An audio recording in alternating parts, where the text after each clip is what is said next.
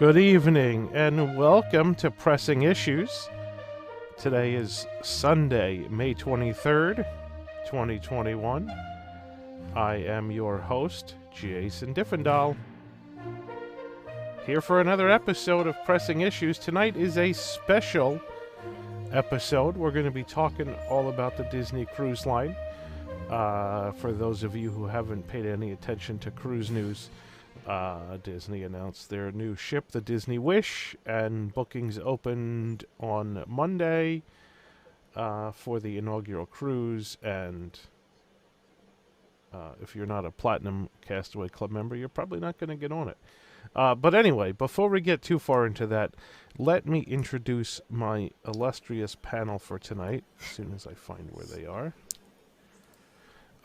We have on the panel tonight, Emma. Hey, let's get naughty! And Shannon. Oh, Shannon's muted. Wow, I'm on that track. It's the second time I did it during Ink and Paint. Hello, humans. Stephanie. Hi, everybody. And Allison. Hello. All right. So, welcome, everybody. So all of you guys, all of you gals, I should say, on the panel tonight have been on a Disney cruise. Yes. At least once. I think we should maybe go around and talk about which cruises you were on, where your ports of call were, and which ships you were on, how many times you were on a Disney cruise, just so we get some background for the viewers, in case they have questions about specific ships or specific ports or whatever. We'll just get that out there right up front. So go ahead, Emma, why don't you start? Sure. So I cruised a really long time ago, which we were just talking about before the show started. But the two cruises that I've been on, we did one 4-day, 3-night, and that was on the Disney Wonder. That was way before it was in Alaska. And the second one that I went on was a full week, so 6 nights, 7 days. And that one went to Castaway Cay, Cozumel, and there was one more port of call that is escaping me at the moment. But I will say I really enjoyed that one just because there was an extra day at Castaway Cay and it was a longer cruise. Anyway, so. All right. Shannon? Yeah. Had to make sure my mute button was off again. Yeah, so I've been on the Magic twice. I went as a youngster back in 2000, right when the Magic was pretty brand spanking new. And then I went on the Magic again when I was in college around 2012. So I kind of have two different experiences with that. Both, I believe, were 4-night. The first itinerary was the typical Bahamas, Nassau, Castaway Cay. And then when I went in 2012, we actually did a stop in Key West, which is when I started to fall in love with the Keys. That was amazing. And again, Nassau and Castaway Cay. All right, very good. Stephanie? I've only been on one cruise, and that was the Disney Wonder back in 2017. And it was a 3 nights, 4 days, and it only stopped at Castaway Cay, but it was a lot of fun. And last but not least, Allison? So I have been on 7. 7? 7. 7. Cruises with the Disney Cruise Line. My first one was, I have the dates here, in February of 2000, which was on the Disney Wonder. So that was very early on. And it wasn't until, 2008 when I went back again, because when I first went on the cruise, I was young. I was like 12, 13, and they had a lot of stuff to do for little kids. And then it went up to teens, and because I wasn't quite a little kid and not really a teenager at that point, I felt like it was a little bit boring for me. So then I went back in 2008 and was like, this is great. There's a lot of stuff to do. And then my most recent one was 2000 and December of 2019. And I've been on each of the ships at least once. So that's my cruise experience. That's impressive. Cool. Yeah, I think none of the rest of us have been on all of the ships. Um, I have been on 3 out of the 4. So I started cruising in 2003 for my honeymoon. That was on the Wonder. That was a 4-day cruise. That was back when the 4-day cruises stopped in Nassau and Freeport in the Bahamas before Oh, Freeport pretty much got leveled by a hurricane sometime in the mid 2000s. Um, then in 2005, I did the very first ever Panama Canal cruise on the oh, Disney Magic. Oh, That was a 14-night cruise. Wow. wow. I Wow. don't know that I'd recommend a 14-night cruise to anyone. Um, it was honestly a bit excessive, but we had somewhere to go, and so we had to get there. That stopped in, that stopped in Castaway Key first, um, and then we went through the Panama Canal, and then it stopped in Acapulco and Mazatlan and Cabo San Lucas Wow. Wow. on the western coast of Mexico before pulling into Long Beach. And then I've been on, there was an 8-day cruise that sailed out of New York City. Oh, That was on the Magic. And then I did there was a 4-night cruise in there, the typical 4-night one. And then we did a 7-night cruise also. So I think that totals 5. The 7-night was on the Fantasy. That was the most recent. Um, that was a Western Caribbean, so that stopped in Cozumel,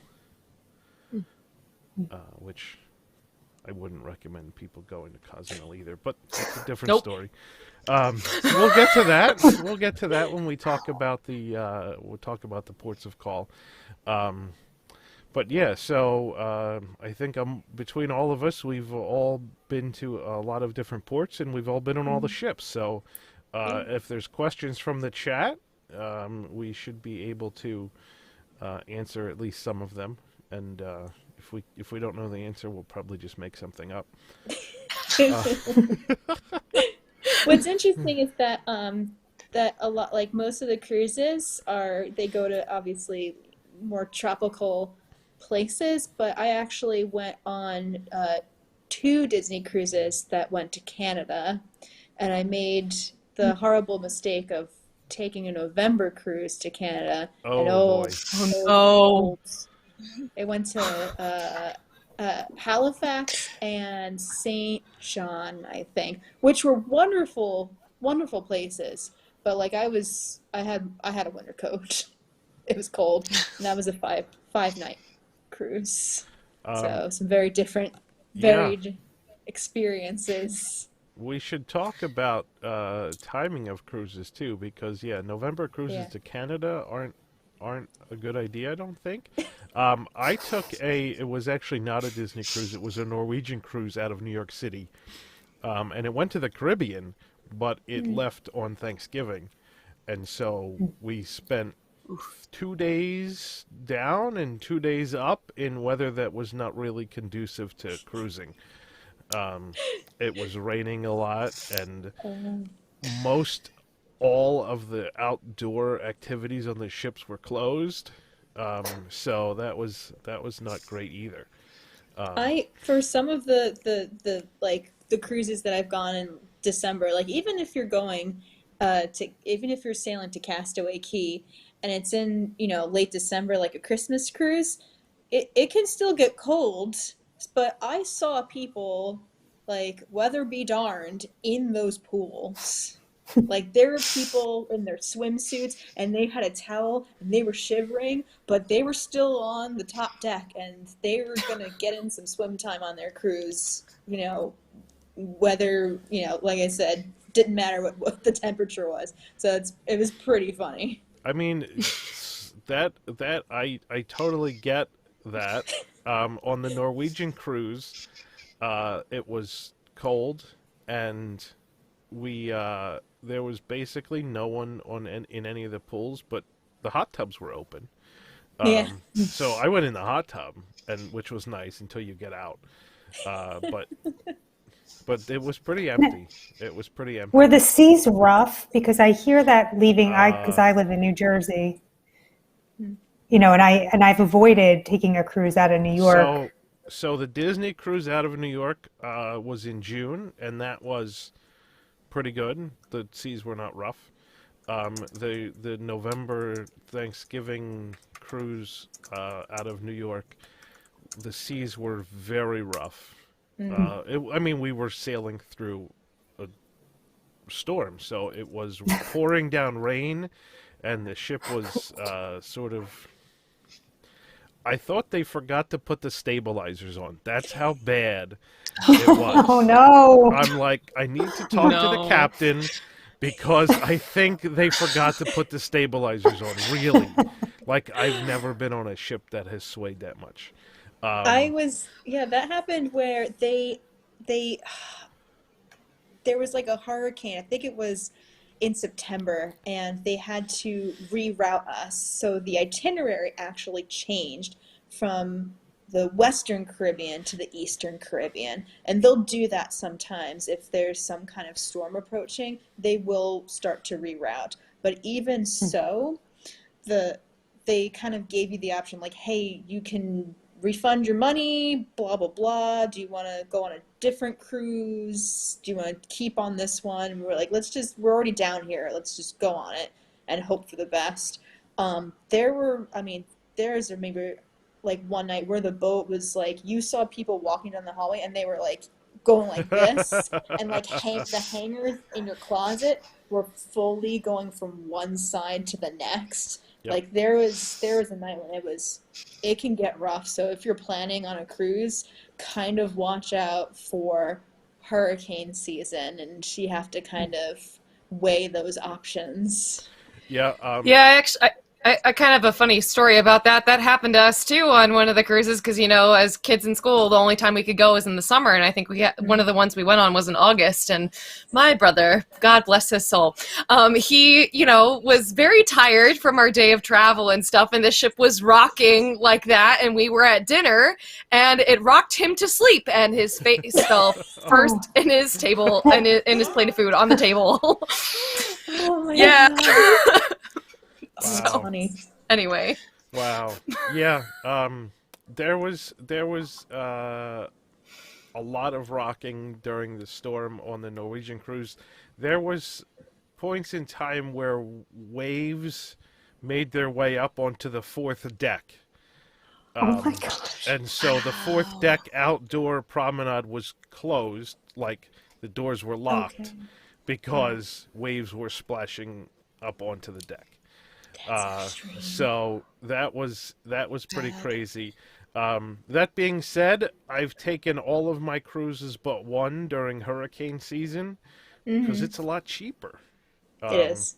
So, I mean, September, October, November are great for cheap cruise rates because kids are in school and it's hurricane season.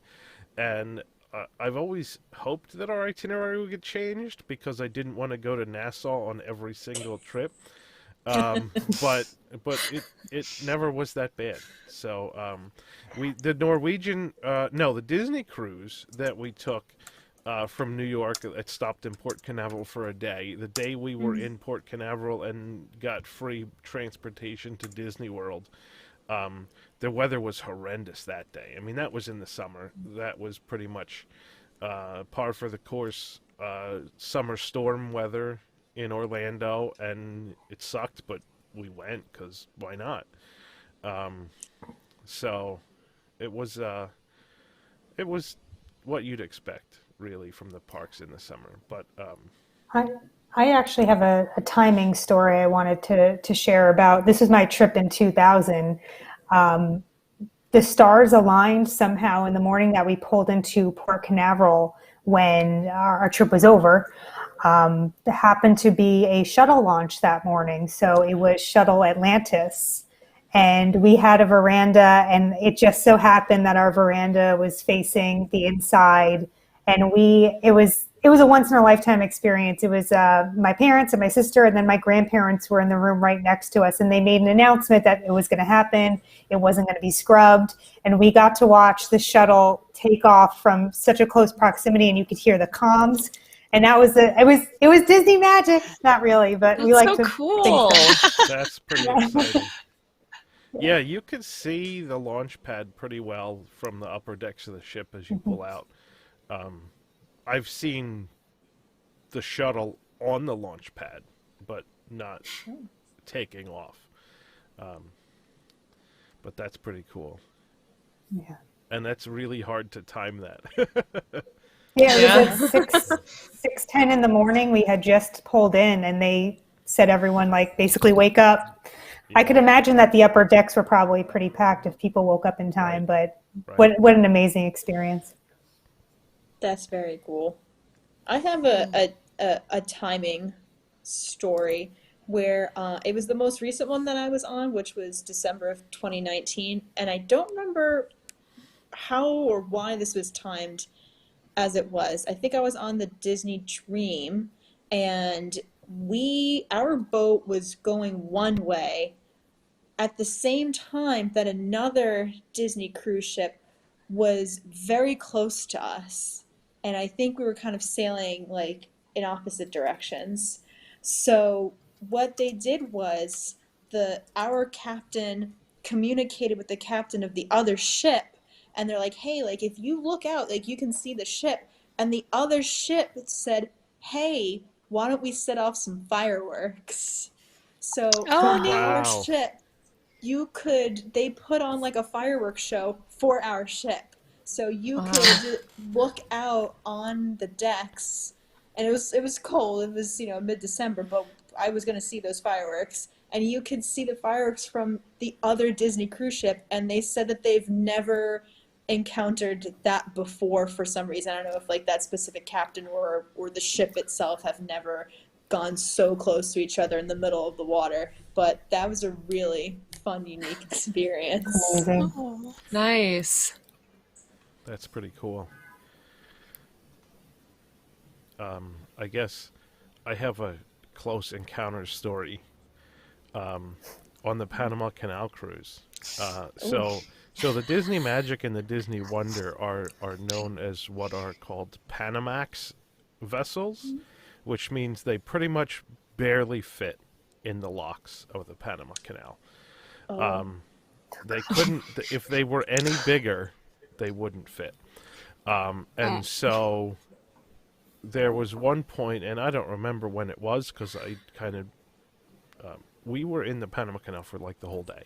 So, but there was one point where we ended up kind of hitting the wall and knocking a chunk of the wall off.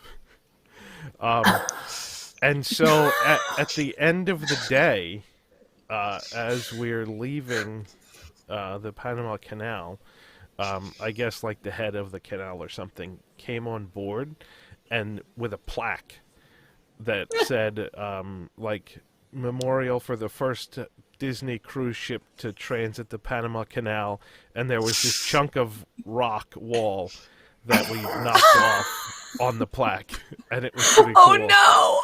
It was really funny. That's so funny. That's funny.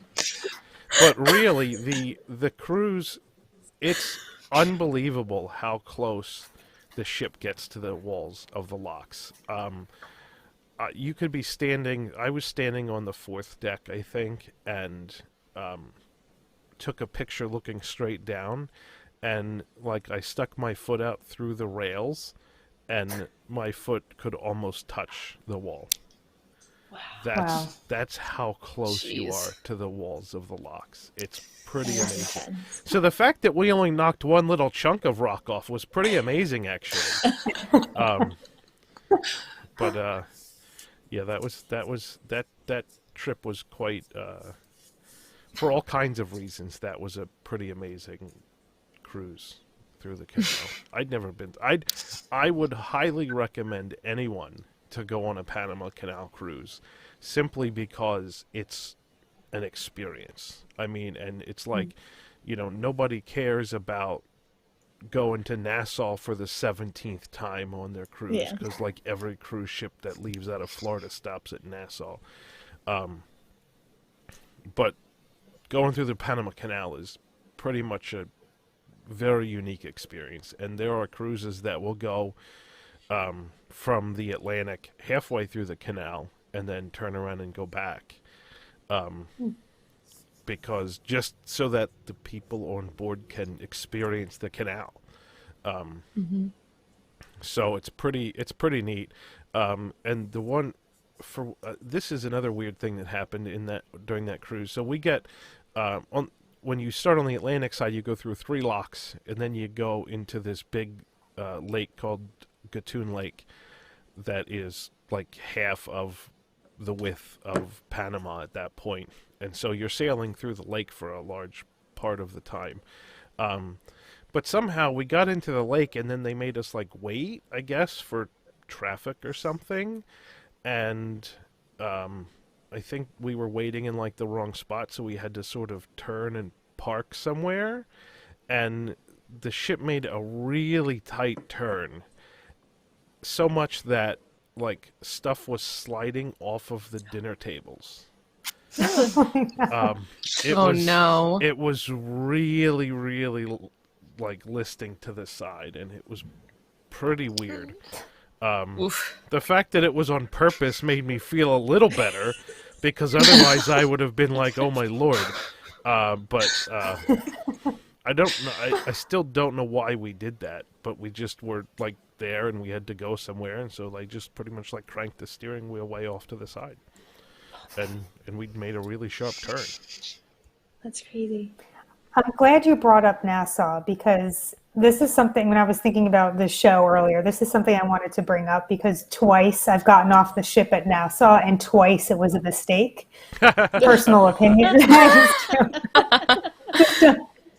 I don't get it. I mean, seeing Atlantis was cool, but this was Atlantis back in 2000. I don't know the year it was built, but I feel like it was pretty new then.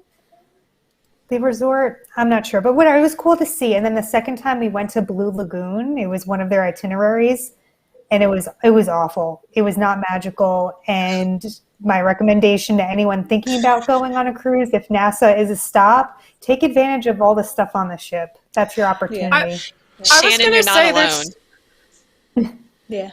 That's what I was hoping we were gonna segue to that there's so much to do on the ship, so much to do. You could spend an entire cruise and not even get off at any of your ports of call, like never be bored.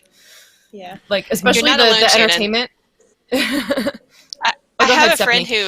who I have a friend who is a cast member and, a platinum cruise line member too. And so she's been on over 24 cruises. And she says that exact same thing. She says, do not to get off at Nassau. Do not. Nope. Stay on the ship. Never. Do what you can. Yeah, you're not alone. I would say the same thing about Cozumel. I would not get off at that port of call ever again. That was a little interesting. I mean, I think the only reason why we got off of that one was to just, go to the beach, but we could have done that at Castaway Cay, which we did, and we went snorkeling there. So, that was interesting. But again, I mean, Castaway Cay is so great. You can definitely stay on the ship for those ports of call that you could really don't care about and still have a great time on your cruise. Yes. Yeah, I think the only time I had a good time with the ports of call were the Canadian ones. Like, I legitimately, there is like little museum. There's like a Halifax Nautical Museum that was very nice. I genuinely enjoyed myself. There's like a mall nearby. It's very, very cute. Cold if you're obviously going in November, but very nice.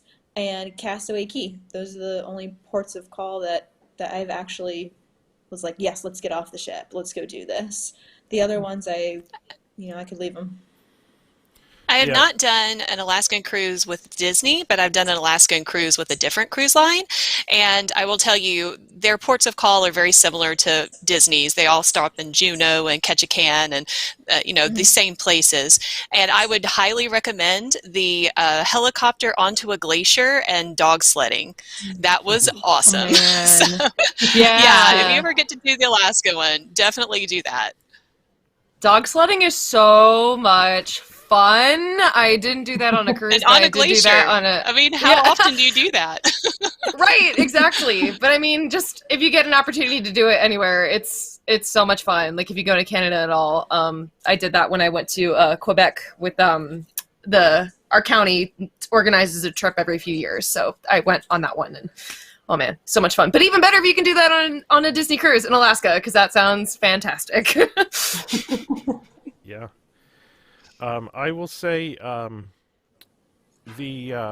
so the first couple cruises I got off at Nassau, and I mean you can get off at Nassau and not go very far and just pick up some knickknacks, as a sort of proof that you were in Nassau kind of thing. And so after like twice we stopped getting off at Nassau, and then after our kids were, this was probably, I don't remember which one it was, but the kids were old enough to kind of understand, like, they were in a different country, and so we got off with them. And that was kind of interesting to go through, like, the straw market in Nassau with the kids and, like, everything they're pointing at, and the sellers were, like, talk to the kids and try to get them to con their parents into buying them stuff and things like that. So that was interesting. And like, oh, I can sew your name on this little straw bag, or I can carve your name into this little wooden thing, and this and that. So it's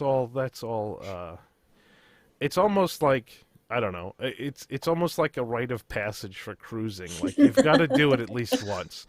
So if you've never been to Nassau, I highly recommend you get off the boat in Nassau, and see what it's about, and then come back and listen to this show again, because then you'll 100% agree with us, I think.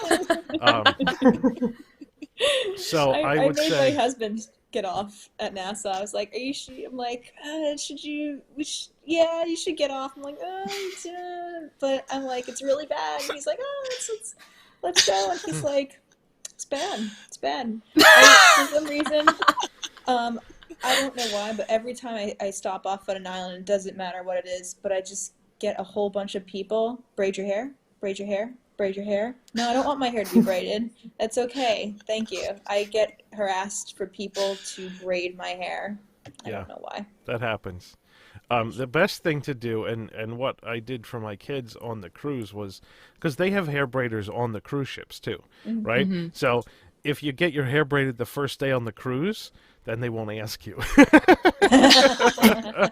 Good point. And my kids really wanted to get their hair braided, so I'm like, well, let's just do it right away, and that way, we don't have to deal with it the whole time. So that works. And I mean, there's even, well, there used to be before the pandemic, there were like hair braiders at the pool at Pop Century and stuff too. Like, there's a little hair braiding stand, so you could even do it before you get on the cruise ship if you wanted to. So yeah, so Nassau is pretty much, I mean, all the cruise ships stop there. It's not that it's unsafe. I will say that. I think Nassau's probably one of the safest Caribbean ports. Mm-hmm. In terms of, if you don't stray very far from the cruise ship, I think you're pretty safe. If you go further into the country or whatever, it's I don't know. I've never gone that far. But I think if you just stay real close to the port, that's all pretty well patrolled by the police, because they know it's full of tourists. Mm-hmm. Alternately, in a port like Mazatlan, Mexico, which I don't think many cruise ships visit, I think that's much less safe. We had people trying to steal our stroller. Jeez. So, yeah. Uh, but that was kind of like, well, we just got off and started walking and see where it was going to lead us, and that was probably a mistake. Almost led to theft. Yeah. The other, after, I'm trying to think. So, like, for the first 4 or so cruises, we never did any excursions. Like, I always thought excursions were like super expensive and not worth it, and I think a lot of times they are. And so, for example, on the Panama Canal cruise, we stopped in Acapulco. Acapulco is a pretty famous place, but not from like the 2000s, more like from the 70s. But they still do all like the cliff dive. So the cliff diving scene that you see in Grand Fiesta Tour in Mexico at Epcot, the cliff diving, that's from Acapulco, and they do that, and they still do it. And so we kind of wanted to at least see that, because there's like an Epcot connection, as Emma raises her Epcot glass. So we wanted to see that, and I don't remember if we looked at the excursions or not. But we got off the ship and at the port, and there were like taxi drivers that are like, hey, I'll drive you around and you can see the countryside and this and that. So we're like, all right, let's try this. And so we just got into some guy's car, and it was like an SUV, and he's like, where do you want to go? And we're like, we want to see the cliff divers. And so he drove us all over the place. It was like a 3-hour tour of the town, and it's on like the side of a mountain, so you drive up. 3-hour tour. Yeah. Eventually we got to the cliff divers, and we saw them, and it was all really cool. And I think the guy charged us like $60. And so it was like an excursion would have been like $100 and some a person, and we got probably a better tour than that for $60. So. Yeah, I think you just kind of got to do your research when it comes to the excursions, you know. And the other thing that the big perk of doing it, of booking that through the cruise line, and I think this kind of goes for just cruises in general, is if you do it through the cruise line, they'll guarantee that you'll be back and the ship won't leave without you. So if you book it on your own, you also have to make sure that the timing works out and you're really paying attention to that. Yep, that's absolutely critical. That's absolutely critical. I think Acapulco was. There was that was the second to last stop. I think the last stop was Cabo San Lucas on that cruise. But so I mean, obviously you don't want to get stuck in Mexico, but we were 12 days in at that point, and it wouldn't have been the worst thing in the world if we didn't make it back on the ship. Oh no! I mean, it was a lot of fun. We were just literally at about day 10 of that cruise. We were literally at the point where it's like, okay, I'm ready for this thing to be over. It's just, it was too much of everything. Like too much food, too much entertainment. It was just like overload. And so we still had fun. But actually, I will say Cabo San Lucas was one of my favorite ports, and that was like the second to last day of the cruise. So I'm glad we stayed. I'm glad we made it, because Cabo was great. We had a really great time in Cabo. The longest I've ever been on a cruise was not a Disney cruise, it was a Princess cruise. It was 9 days, I think. And like, I think by day 5, I was like, get me off of this ship. One, because like it doesn't have nearly the same amount of entertainment and offerings that a Disney cruise has. But I was like 9 days is a long time. The longest Disney cruise I did was 7 days. And I think by like day 6, I was like, okay, I feel pretty good about this. Like I could do without the 7th day.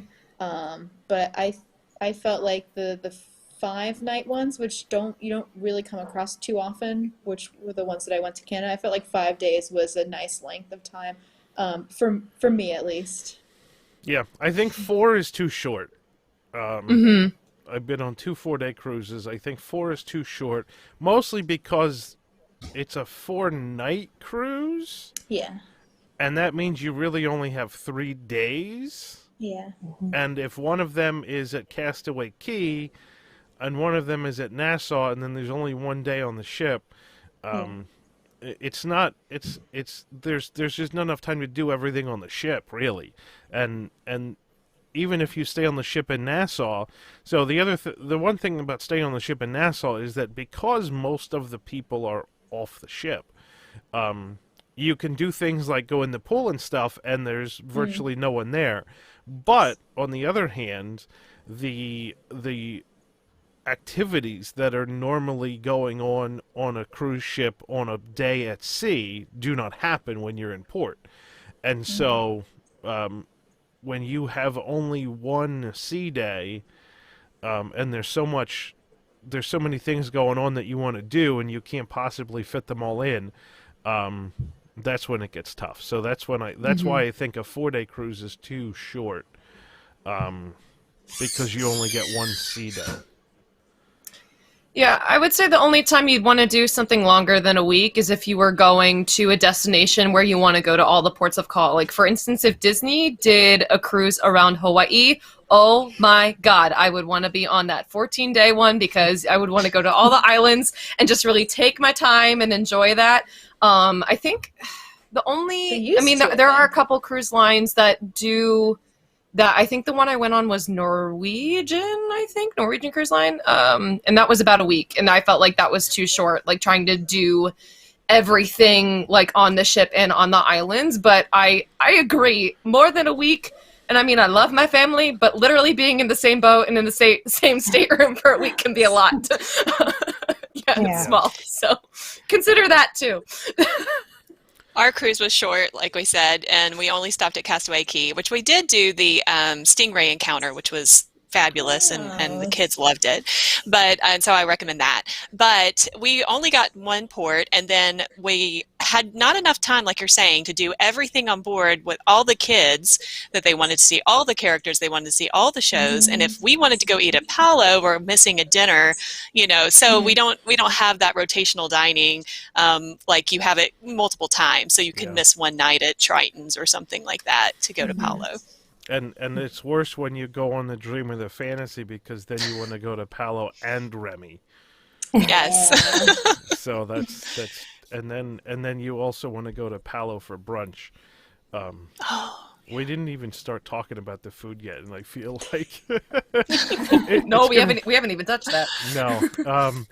I don't. Well, there's not a lot of questions from the chat coming in. One person says, I highly recommend a cabana massage on Castaway Cay. I did do the spa on the Wonder, I think, which was nice, and it was very I think it was like what you'd expect. It was very nice and luxurious and expensive.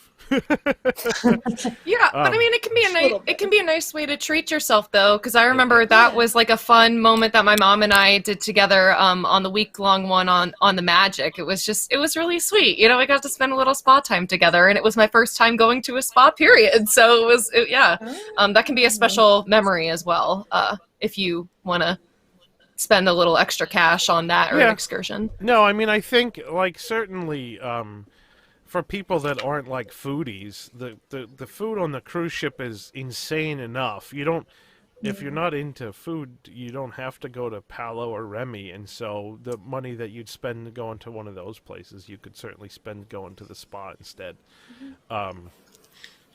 So thinking about this, Jason. Sorry. What's that? Oh, my friend that was is a Platinum Castaway member, she would get suites, and apparently if you get a suite, they give you all of the menus from all of the restaurants, including Palo and Remy. So you can stay in your room and you can eat from those restaurants in your room service. It's a little bit absurd. I know that. Is that for all the ships? I think it's all the ships, and it's only the suites. I think. Maybe Well, I'm it's gonna have to book a because suite on the Wish. I think it's all of the suites are concierge level Yes. accommodation. So I think it's all concierge which automatically includes the suites. I don't know if there's other non-concierge rooms. I guess there might be a couple. But yeah, so that's Remy at least is an experience. Palo is a Yeah. nice place. I wouldn't actually want to forego the Remy experience and just get the food. I think you'd be missing out a little bit. But my favorite actually, so on this, it was an eight night cruise out of New York. I did Palo and Remy dinner, and then I did Palo and Remy brunch. Oh. The Wow. brunch, it's actually just like the California Grill. The brunch is way better than the dinner. I heard Huh. that. And so it's worthwhile to do the brunch if you're on a short. Well, the problem is they don't always have the brunches on the shorter cruises. But Yeah. if you don't want to miss a dinner, you can do the brunch, and I think it's better. The food's better, and you don't miss one of the dinners in your rotational dining. So that's an option. It's a great also. idea. Have you done the Remy dessert Um, option? I think so. I think that's. I'm trying to remember now. The handmade chocolate. It's like Did I do that? they I don't bring you remember if I out. did I think that. it's like 5 courses of Of desserts. chocolate, It's not. yeah. It's not just. It's not just. I mean, it's just the dessert. You don't have like the actual dinner No, meal or right. anything. You just book a dessert thing. I don't And think then I like did take them that. out and explain everything to you and where this is from, blah blah blah. Yeah. And it was great. It was a lot of fun. I Yeah. liked that. Speaking about explaining what things are that you're eating, one of the Remy brunch, I think, takes you into the wine room, and they bring you out this little plate of some kind of like Italian ham or prosciutto or something, and they explain that there's only like 6 cows in the entire country that this is made for. It's like absurd.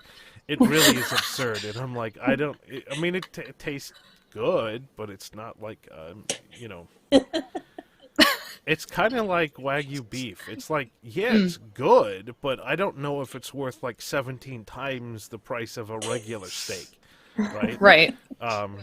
And I mean, this isn't unique to the cruise, because there was a time at California Grill a number of years ago where we got a charcuterie plate, and it had cheese, some kind of goat cheese, and it's like there's only 8 goats that live on the side of this mountain in Italy that whose milk is used to make this cheese or something. It's probably fake half the time. I don't know. But, So we have a question in chat that Yep. apparently we keep missing. Steve and Linda want to ask, will Disney sail from Port Canaveral in August? Probably. I think I know they've canceled June sailings, and I think they've canceled July sailings now. They haven't canceled August sailings. And so with everything that's kind of opening back up, it sort of sounds like August is probably the time frame that they're going to restart cruising. Like, if I had to guess, I would say August. I don't have any inside info, but if I had to guess, I would say it's probably likely. Yeah. I'd say you've got a better than 50-50 shot of getting on a cruise in August. So like 60-40? No, like 55-45, really. No, I don't know. He's not that confident. I don't, like I said, I don't know, but just based on what's going on in the parks, and I know obviously the cruise line has zero income unless they're sailing. So, I wonder honestly if it was a mistake to cancel July sailings. I think Yeah, you I might, was so shocked that you don't have to wear masks outside. And I'm shocked that Yeah. Disney pulled the trigger on that so Yep. quickly. So the Yep. cruises really could come sooner. I think Well, so. I think it's a Some whole international travel question thing and that. And I think there's some more complicated things going on with that necessarily than the is. safety of the cast members and the guests on the Sure. cruise Yeah, itself. and I mean also you've got the whole thing about whether they can require vaccinations or not, that kind of thing, or how you prove that you've been vaccinated. It's They were you know, saying about the ones in England that they were 25% would be unvaccinated, 25% of the folks going on, but that Yeah. basically constitutes children. But I do have some cast member friends who are in Disney Cruise Line and they're saying September, October. Yeah. I mean, I would say I would bet money on September. I don't. I think August is probably likely. I'd honestly say, I bet you'll see some cruise lines trying to come back in July, maybe towards the end of July. But we'll see. I don't know. And if Universal had a ship, it would pull out on July 1st, and Yeah, then Disney right? Cruise would go out on July I 2nd. mean, well, that's the thing is I think Disney, on the one hand, Disney may be one of the last cruise lines to restart sailing.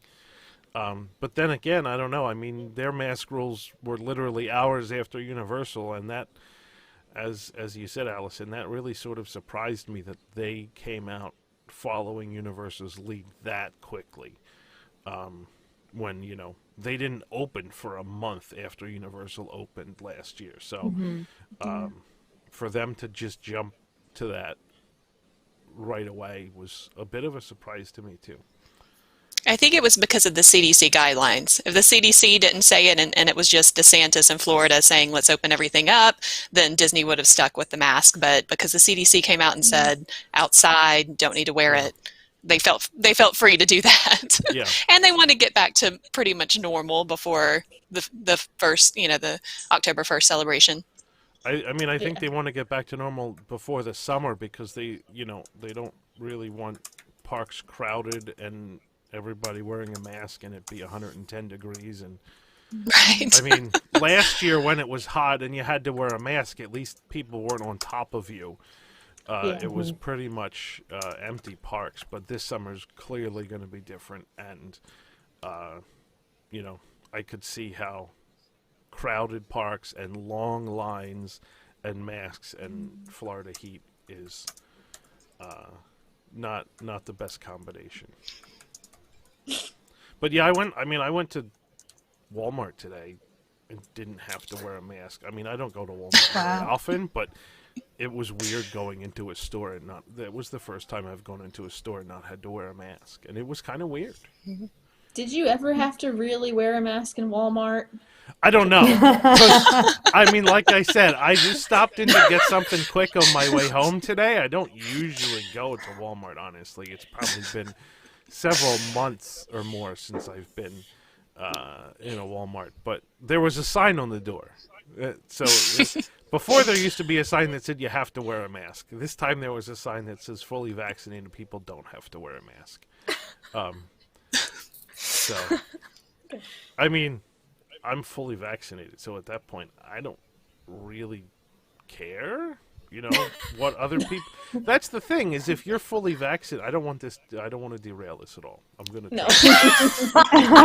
Because we're supposed to be talking about the cruise. But then again, on the cruise, like, if you're fully vaccinated, like, if the cruises can't require proof of vaccination, then everybody who's fully vaccinated is probably going to feel totally comfortable going on a cruise, and the people that are not have the most to worry about, really. Right. And how it means, what it means in terms of getting off of the ship in other countries, I don't know. Right, and I mean, I guess that kind of...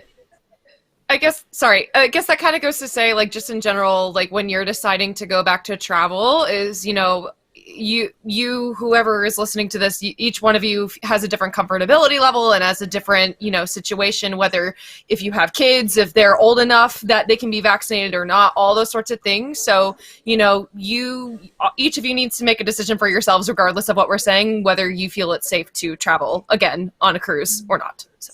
Yeah, I will say that So my family is we're going down to Florida in June, and we're going to Woo woo. Universal, um, and my youngest daughter is not 16, and so up until last week she wasn't vaccinated. Mm. Um, and so I'm very happy that we got our first dose last week, and she'll have the second dose the week before we go to Florida. Yay! So we're even thinking of going to SeaWorld, which the horrors, but we'll all be vaccinated, so it's like not a big deal. But anyway, I wanted to go a little different direction here. yes, It's something that please get this back on track. I will. I Thank will. you, Shannon. So yeah, no problem. So for my honeymoon, we were thinking about going to Europe. My husband had never been to Europe before. He's always wanted to go to Italy. So I started diving deep into the Mediterranean Disney cruises. And we almost pulled the trigger on it because it started, I believe, the one I was looking at anyway, started in Barcelona, went to 2 places in France and 3 in Italy, and you ended in Italy. And, what I find attractive about that is I can keep all my stuff in my stateroom while I'm doing things throughout the day. And normally, like I'd say for the Bahamian cruises, I believe that you should take advantage of the ship itself. Although I did love Key West and I love Castaway Cay, but in the Bahamas itself or Mexico, like I wouldn't care to get off. I say take advantage of the ship. But this is a situation where the more I thought about it, I wanted to be immersed in the culture. So the ports really had a different weight for this cruise.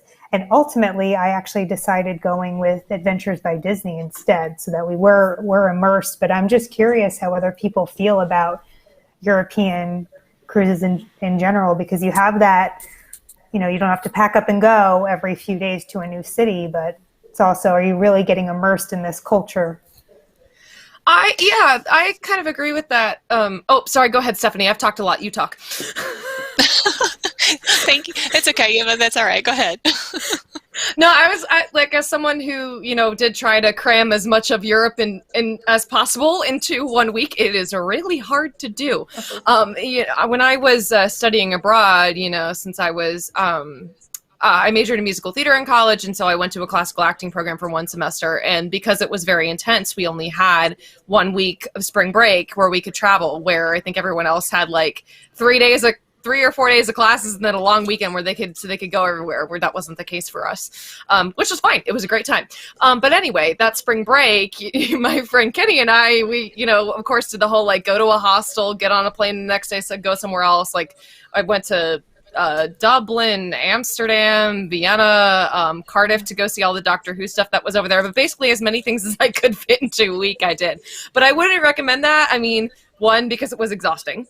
And 2, you really just do get that one quick sampling of wherever, if it's a port of call on a cruise, or for instance, if you're doing that, of that country. So if I were you, I would just dedicate a trip to like a couple places, so you can really go somewhere for 3 to 4 days and, make a couple weeks out of it rather than just like 1 day here, 1 day there.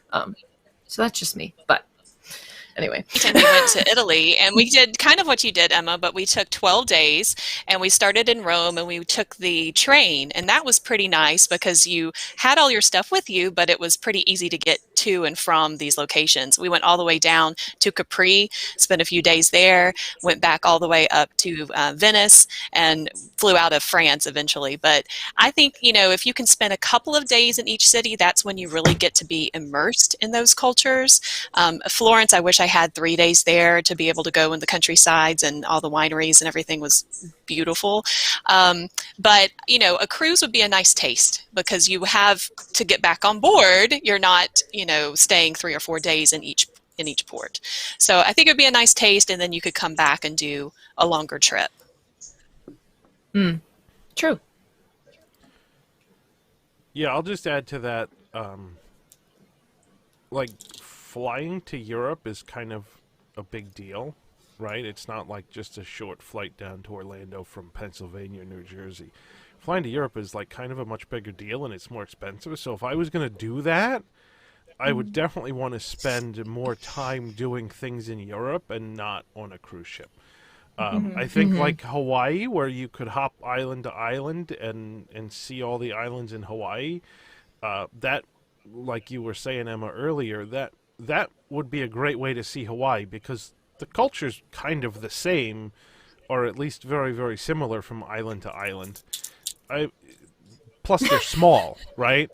The islands are small, and so you can sort of do that in a day, but you can't do all of Italy in 2 or 3 days. And Right. the other thing is you go to Europe and then you don't go to Disneyland Paris. Well, that's a big mistake too. So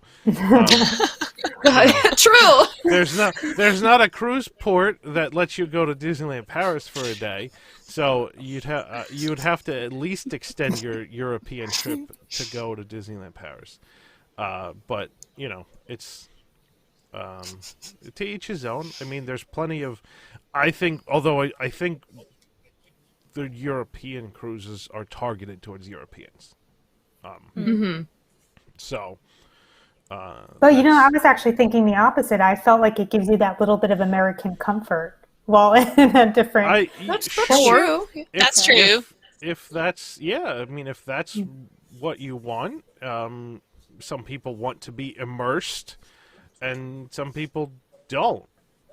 So yeah, it's if you just want a taste of things, like if you had little kids or something, and you just wanted to go see the cities and the main highlights, and just to say that like you've done it, or to see if it's worthwhile coming back or something, like that makes sense too. Like I know now from the Panama Canal cruise that I would spend a vacation week in Cabo San Lucas because it was really great. I wouldn't spend a vacation week in Acapulco or Mazatlan or anywhere else we stopped on that trip. But that's the kind of thing that a cruise can let you get a taste of things. So it's a taste of the European vacation, not the full festival, right? It's a taste of the Disney European vacation. But it's, but there's a lot of Europe that you're missing on a cruise too. So, but it's about time for a break. So let's take a little commercial break here, and we'll come back and we'll talk about food. And we'll talk about whatever else people in the chat have questions about. And I know Emma wants to talk about merchandise. So, True. I do have some fun merchandise things. Just pins, but yeah. Nice from the All cruise that- on right now. yeah. Sure. But you can get your My merch. WDWNT merchandise at carouselproducts.com. Yes. So during this commercial break, please go check out Carousel of Products because there's absolutely nothing new to see in this commercial break that you guys haven't seen before. But we'll be back shortly. Stay tuned.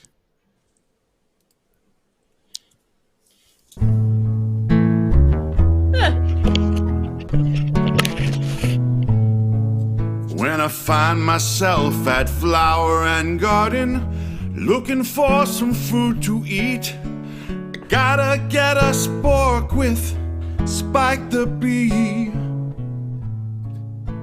58 pallets of unsold units standing right in front of me. Here for his 5th straight festival, Spike the Bee. Spike the Bee, Spike the Bee, Spike the Bee, Spike the Bee. Perfect for any food type, Spike the Bee. And while it's good for soup and chili, he's also perfect for poutine and Tupelo honey spoon bread, Spike the Bee. Plastic forks and spoons are wasteful, and they can't ever hope to be that versatile festival flatware, Spike the Bee. Spike the bee, spike the bee, spike the bee, yeah, spike the bee. For blood orange margaritas, spike the bee. How do you eat that with a spork? Spike the bee, spike the bee, spike the bee, yeah, spike the bee. Disney hopes you'll finally purchase Spike the Bee.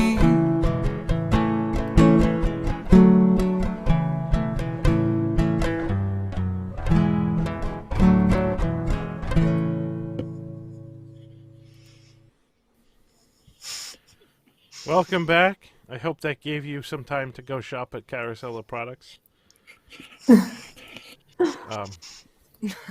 And there's all the bees in the chat. So many bees. So Allison is had to drop off, so that's why she's frozen. And I'm trying to reset the picture, and it's not working. So we're gonna have to be stuck with Allison until I can get it fixed. But Poor I'll work Allison. on it. I'll work on it, and we'll have her back because I think we'll want to talk about cruises again. Just 2 points with the chat.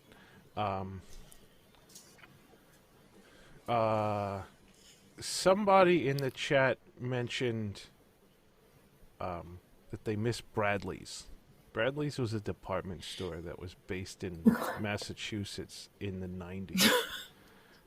Dawn says, you don't know how much I miss Bradley's.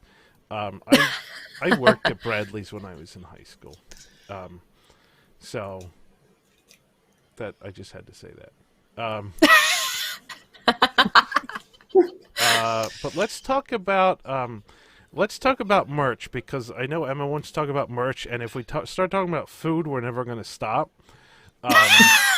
So Emma, you can show off some of your merchandise while I try to fix the video so that we can all get on the screen, and Allison's not frozen.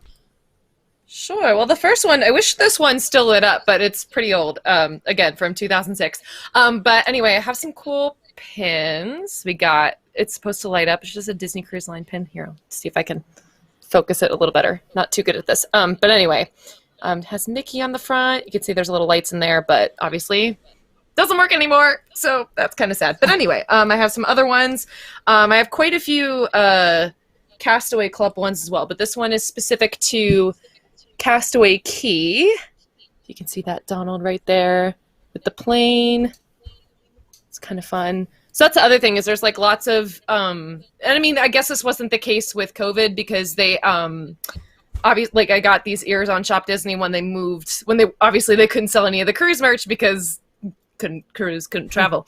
But I mean, usually the merch is exclusive to the cruise ships and Castaway Key, so normally you can only get these items there. The other one, so once you cruise twice, or 2 more cruises, you're a Castaway Club member, and this was what they gave us. And this is like a thing that you can hang from the bottom of your lanyard or your keys, and this slides, this turns on the back, so you can change, once you cruise more, you can change the number of cruises you have. So kind of like that. So there you go. Anyway, let me switch that back. So I have one of those. More. You do? I cranked it up to 25, and I called on Monday to try to book the inaugural Disney Wish cruise, and I said, look, it says I have 25 cruises, but they didn't believe me. I actually have a really cool, so this one is limited edition 750, and it's a Disney Cruise Line celebrates the 35th anniversary of Walt Disney World. So there's that one. Oh, that's probably one of the more unique pins that I have, just in general. Sorry that my camera's not too. It's a really old MacBook Air. That looks pretty good. You've got it. And then this one, another Castaway Club pin, which is really cute, Mickey and Minnie. And then I have these ears, the ones I was wearing earlier, which has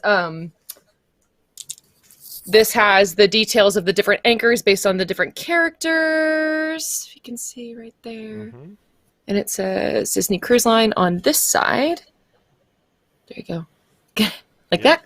And then basically a cruise version of the rose gold ears that they came out with all the spirit jerseys and stuff. And that's all I have. But anyway, yeah, again, normally this is exclusive, but you might still be able to find some things on Shop Disney, I'm pretty sure, since cruising still isn't happening yet. So if you missed out on a cruise that you went on pre-COVID, maybe check it out. They're selling cruise stuff in the Yacht and Beach Club gift shops. Yeah. That's true. I did see some of that when I was staying there in August. Yeah, so there's a couple things there. Penguin Project asks, how long has Disney Cruise Line been around? Because he thought they only started in 2011. No, I believe the Disney Magic Inaugural Cruise was 1998, and the Wonder was 99. I think that's right. So yeah, it's they've been around since Disney World's 35th. They've been around since Disney World's 28th, to be exact. All right, let's. I'll talk. Let me just tell a funny story about the Panama Canal cruise, because that cruise is full of stories to tell.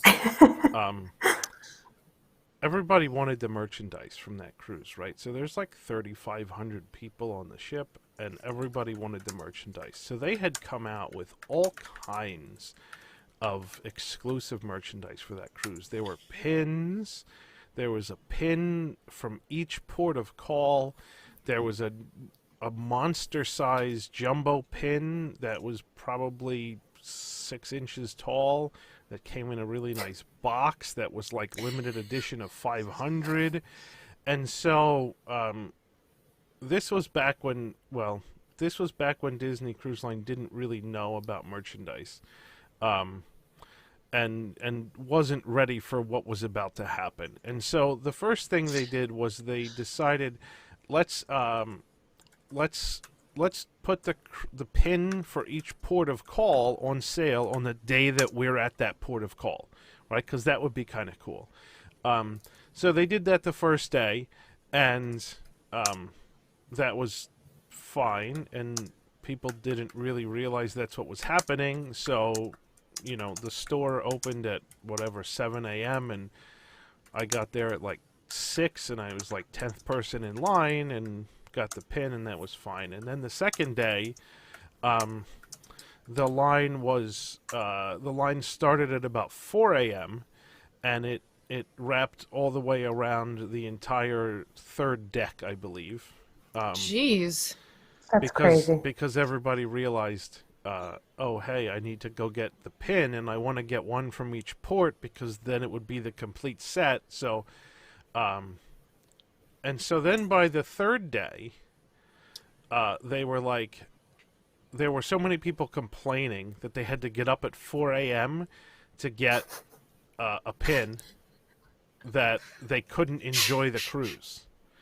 Which, I mean, if you get up at 4 a.m. while you're on vacation, I understand how you're going to be like, I'm not enjoying my vacation, right? And if you have to do it like 8 days to get 8 different pins, it would be, you know, I could see the problem. So people were complaining. So then what they decided to do was, well, let's just sell everything on one day and get it done. And so they made that announcement. And so the line for that started the night before.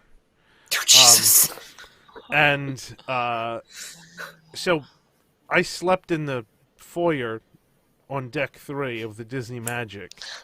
And that was the line. And I was in line, and I was in line like at 10 o'clock at night, and there were people that were there before me. So, but at least we got all the merchandise, and then we got it out of the way. Sounds like you were waiting in line at D23. I mean, that's D23 or like Walt Disney World's 35th or 40th. You know, when people pretty much camped out at the Magic Kingdom since like 3 a.m.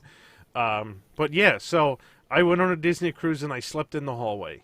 Yes, that's absolutely the case.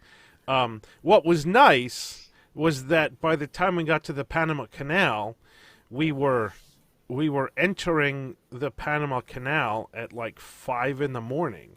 And so what was nice was I got to get up at 4 because I wanted to, because I wanted to see us pulling in, and so you could see like the approach to the canal from like at like 4 in the morning from one of the top decks, and that was really cool, and I was really glad I got to see that and wasn't sleeping in the lobby to get pins. So it was insane. It was absurd, really. But the pins were really cool. So anyway, so yeah. I really wish that we had had. Oh, sorry, Jason. Go ahead. No. I really wish that we had had 2 days at Castaway Key, because I feel like the merchandise there was high quality and really good, and you can't get it anywhere else, or at least you couldn't until the pandemic. So I think that would be great if you could have a crew stop twice. And the other thing I would say is we did, because again, I had little kids, and we did the fish extender. I don't know if any of you guys have ever done that. It is unofficial Disney merch, I guess, if you can say that, because people will bring gifts on board. It's a Facebook join your cruise. Yeah, I've heard of that. You put your name on the list, and then how many people are staying in your cabin, and ages interests are. And I got things like, I mean, for my 2 littlest, I had a 11-month-old daughter at the time, and then a 2-year-old, and for them, they got dresses. Like somebody rolled them up and stuffed them in our mail slot. So and my sweet. older two twins, they were 4 or 5 at the time, I guess, and they had like lightsaber things, and I mean, just Aw. whatever they put. I mean, people really go all out for that. But we were running up and down the ship all over, putting little things into people's fish extenders. So it was pretty fun. That's cool. Yeah, that's some people really get into that, and I think that's kind of a thing. Like, I never really got into it much, but people decorating their doors and stuff was crazy, and so we went on a Halloween cruise, and people decorating Nice. the doors during the Halloween cruises, that gets to be insane. That's And so cool. I think what's really cool about the cruise is that there's so many different things to do that you can sort of customize it the way that you like. And so if you don't like going to the shows and you'd much rather run around and put things on people's doors, you can do that, right? But go to the shows. They're creepy. so good. The shows are good. The shows are the best. Um, yes. I have a funny show story really quick. I know someone who knows someone who was Mr. Potato Head in one of the shows. Oh, and man. the stage has tracks so that the set pieces don't move while the ship is rolling. And Mr. Potato Head's his shoe got caught in the track and fell over, and you can't get up when you're in that costume. No, So so the Green Army man had to improvise, and just pick her up. And I wish I could have seen that in person. Wow. That's I've seen the scary video. too. That's scary because getting usually when it's on a track, at least in Broadway productions, it is timed. When those things are supposed to move on the track. So if you get stuck at the wrong time, it can be dangerous. Yeah. So thank God that didn't happen. The shows are fantastic. I agree. I think the Cinderella Quick Change was one of the best things I saw. It was so neat how they did that. But then we went to Tiana's Place, I think is the name. And of course, being from Louisiana, I had high standards of the food. But anyway, but the experience was great because, of course, you had Louis and you had Tiana, and they would come to every table, and they did a march through the restaurant with the kids, and the band was fabulous. So it was a fun night. I think my favorite show that I've seen is the Beauty and the Beast one. Fantastic. I mean, you can't go wrong with that music, and then I think I liked it so much. Then we found a production to see it. It was like touring or something, and it was just, oh my gosh, I love that show. That's actually probably one of the reasons why it's one of my favorite, or is my favorite, Disney Broadway musical. But I mean, they just cast it so well that the people they hire are insanely talented. Yes, it's honestly, it's one of the best. And I mean, Royal Caribbean is a close second, but like it is one of the best like entertainment things that you are going to get on a cruise, period, anywhere. Hands down. Yeah, the entertainment on a Disney cruise ship is top notch. I mean, if you've ever gone to see Frozen live at the Hyperion and Disney California Adventure, that's like a very, very top-notch production. And that's essentially on par with anything on a Disney cruise ship. That's the level that the productions are on the cruise ship. They are pretty amazing. And the other thing I'll say is that there's like, if you're on one of the longer cruises, there's a certain number of productions they do on the short cruises, like on the 4-day cruises, and then on the 7-day cruises, there's other things that happen to fill up the rest of the nights. One of them, there was like a hypnotist on a cruise, and I have a funny story about that, which we'll get to if I have a chance, where I was hypnotized.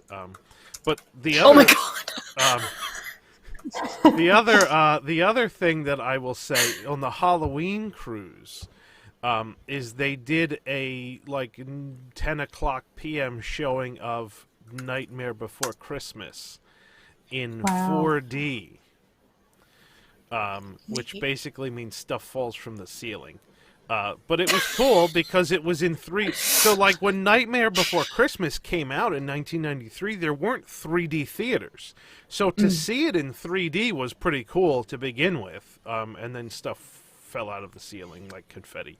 But the other thing that was super cool about that, and no one realized this, is that at the end of that, after the movie's over and everyone gets up to leave, Jack and Sally pop up out of the stage, and they do a meet and greet.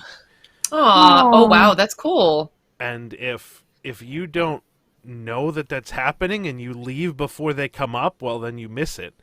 And if you stay and see them, and then they walk, so they come out of the stage and they walk up the aisle, and by the time they get outside, there's already a line for the meet and greet from all the people that know that that's going to happen.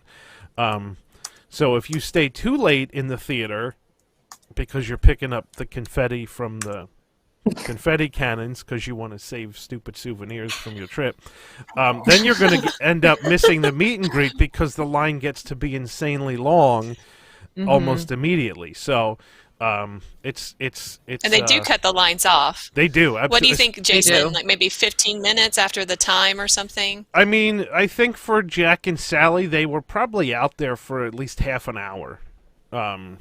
You know, I think it all depends. Like, there's blocks of time that the characters are out there, and usually they cut off the line. They have a pretty good sense of how long it's going to take. Yeah. I think Jack and Sally were out there for half an hour, but I think that to kind of add to that, though, that's a good point. If you're interested in doing Marvel Day at Sea or Star Wars Day at Sea or any of those where there's special meet and greets like that, because you really should plan those on the days that you have on those sea days when they happen.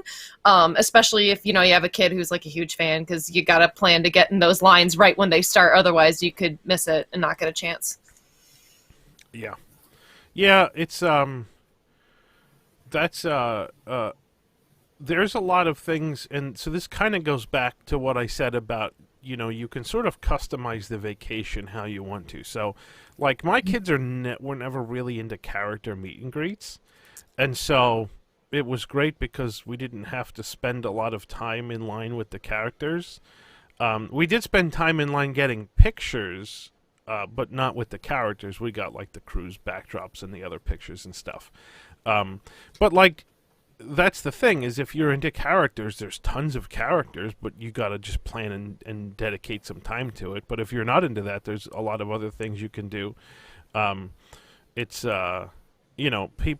people I think people that spend like the whole day in the pool are wasting time, because like you could go to the Disney hotel and just get in the pool, and why do you want to spend all your cruise time in a pool that's not, it's not like it's a special pool, right? There's nothing special about it. Sometimes they do like games or whatever in the pool, and that's kind of fun.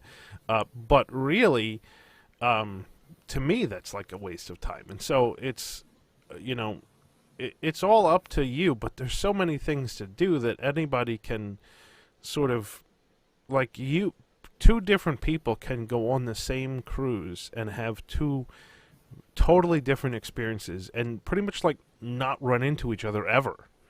Because there's so many different things to do. Like, if you're like a late night kind of person and you go to the dueling piano bar, and that's a lot of fun. But you're up till 2 in the morning and then you sleep late, and other people like to get up at 7 in the morning and check out the ship while it's not crowded or whatever. So there's a lot of different things, and that's one of the things that I like about cruising that's different than a vacation at Disney World. Vacation at Disney World is pretty much you get up and you go to the parks and then you go back to your hotel and sleep. And it used to be that you could go to Pleasure Island, and now you can't. So the variations on a Disney World trip are like, well, where are you going to eat breakfast this day, and where are you going to eat dinner that day? But on a cruise, there's so many other possibilities for variety that. Right. And even, that's the thing. I think one of my other memories that I have from cruising was almost never coming out of those kids clubs, because they had so many activities for the kids too. So, if you're a parent, and your kids are old enough to go to those kids clubs, like they will honestly want to be there and spend all their time there. So it's almost like you guys get your own time as well. It's not like you have to, again, like being at the parks where it's a whole fiasco sometimes, like trying to keep everyone together and plan around just all the people you have with you, where this, like, you can truly be a part and know that everyone's going to be taken care of. I would say that too, Emma, that don't forget about the open hours of the Oceaneers Club, that you can go, and it doesn't mean that you have to have kids there, but you can go and experience Andy's room and all the different areas that they have to play, and it's really pretty neat. And I would also say, if you have a baby that's not old enough to go into one of those clubs, the nanny service, or the daycare kind of nursery area, is an extra fee. So do note it is not included. Yes, that is true. I don't know how much it costs. I do know that when we were on the Panama Canal cruise, this was in 2005, it was $6 an hour, which to me was so much worth it. I couldn't, you couldn't, to be able to go to Palo, and have your very young child looked after for a couple of hours, for $6 an hour was amazing. My daughter hated being in there, and she cried like a lot when we put her in there. Poor thing. I know. But I don't know how much they charge now, but that's, on the one hand, I'm like, well, all these other kids are in the kids club for free. Why do I have to pay money? But then on the other hand, I'm like, all right, well, it's worth it no matter what. So. Well, speaking of the kids club, this is one of the things I wanted to talk about the Wish. Have you seen this slide? I want to go on it so bad. Yes. Portal in the middle of the main atrium that children can slide down into the. It looks like a trash can. You know what it reminds me of? In How the Grinch Stole Christmas. How he goes through the garbage. I'm like, these kids are just going to go shooting out off the atrium down into wherever.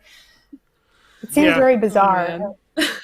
Secret entrances. Kids love secret entrances if they can, do something secret behind a bookshelf or slide entrance facility. That's right. Yeah. Yeah. And so, the kids clubs absolutely allow your kids to have their own vacation, and that's not something that you can do at Walt Disney World. And that's not something you can do on any other cruise ship, I feel like. Right. Disney, does it the best. Yeah, to some extent. I mean, when we were on Norwegian, my oldest daughter was in the teen club, and she loved it, and she spent a lot of time in the teen club. My younger daughter was not into the preteen club as much.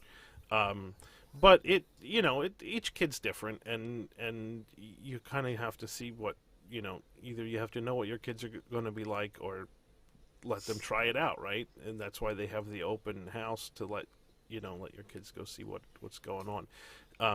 Both of my kids on the Norwegian cruise wanted to do like the rock climbing wall and the bungee thing and all that stuff that was closed for like 4 out of the 8 days because the weather was bad. So the day that it finally was nice enough for it to open, they were like there first thing in the morning, just in line waiting, because that's what they had been waiting for like 3 days. But even so, I mean, like that's what they wanted to do, so that's great. Let them do it, and they could do that, and the adults can go do something else. On the Fantasy, I think it's the Fantasy that has the nightclub district, and they have something called silent disco, where they give you the headset and it's only music, because the way that the cabins are above it, so they were having noise complaints, and so they stopped. They stopped running the tube, I think is what it is, the English section. They stopped running that after 10 p.m. because people were trying to go to sleep. Okay. But yeah, the silent disco apparently is very popular. So. That That's didn't funny. exist when I was on my cruise, but that sounds odd. I didn't spend a lot of time in the nightclubs. I used to like going to the nightclubs during the day when there was no one there, just to check out the construction and the decor and everything, which is really cool. I didn't really go hang out at night, because usually by that time I was tired, because I got up at 4 a.m. to go wait in line for pins. I wanted to bring up a major gripe that I have with the new ship. Shannon's gonna go on a rant. Here's the rant. Go for it, Shannon. This is probably going to sound absurd to so many people, but it looks beautiful, great. You know what bothers me? The Cinderella statue in the atrium. It's just Cinderella. Now, if you know what the other cruise ships have, you have adorable Mickey on the Magic. He's got the little rain hat. Like, he looks like a little fisherman. He's adorable. You have Ariel on the Wonder, which, like, fine. She's a sea creature. You have Minnie, who looks like she's about to board the Titanic. I think she's on the Fantasy. I'm not positive. And then you have Admiral Donald. So all kind of fitting into this cruise theme. And they're not necessarily related to the name of the ship, because Minnie isn't really related.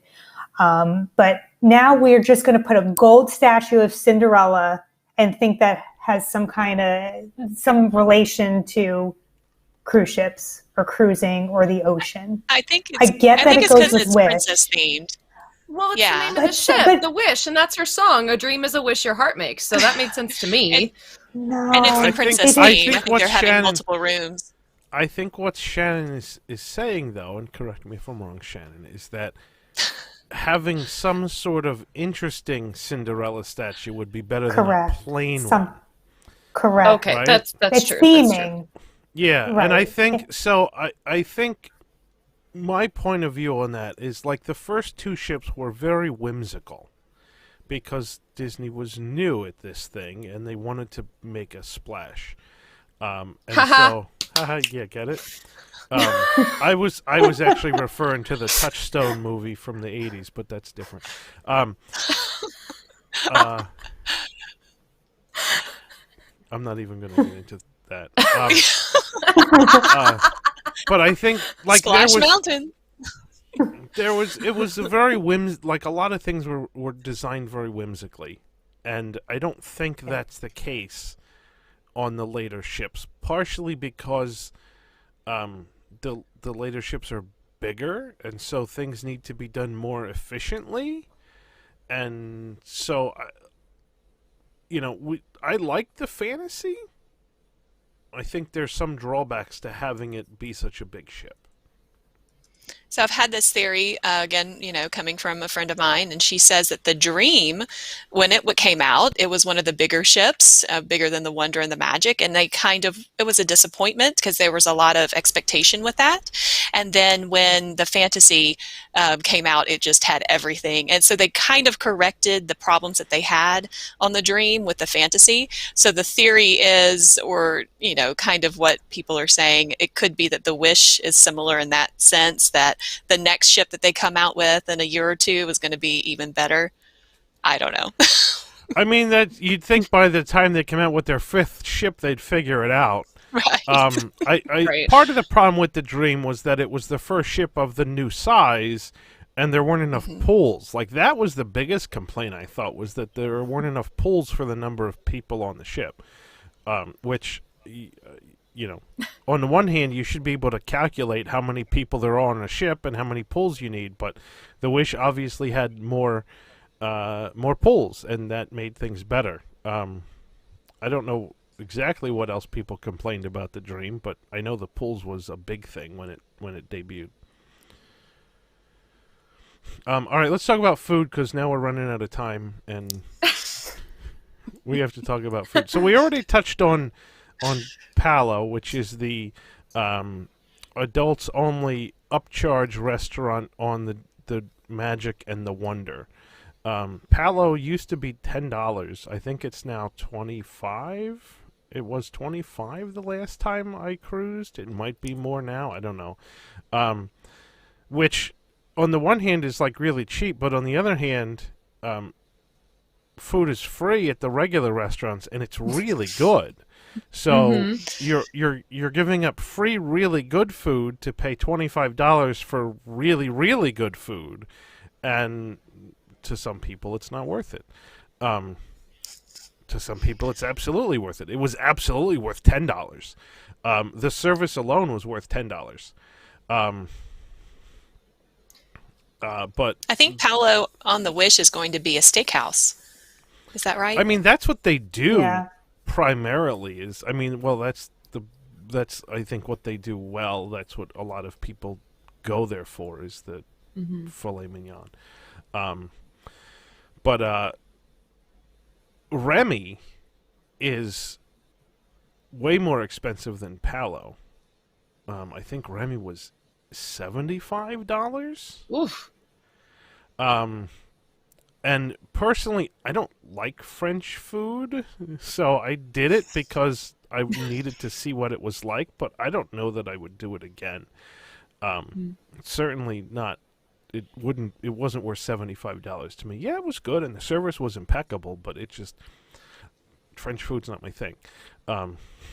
And I ate at Chefs de France last time I was at Disney World, and I didn't really like that either.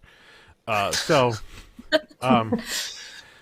the other thing that I mentioned earlier is the brunch, and I would absolutely do the brunch at Remy again, as well as the brunch at Palo. So I think on the one hand, these restaurants are great because it gives people the option, and like I said, the service is impeccable. Honestly, I think that's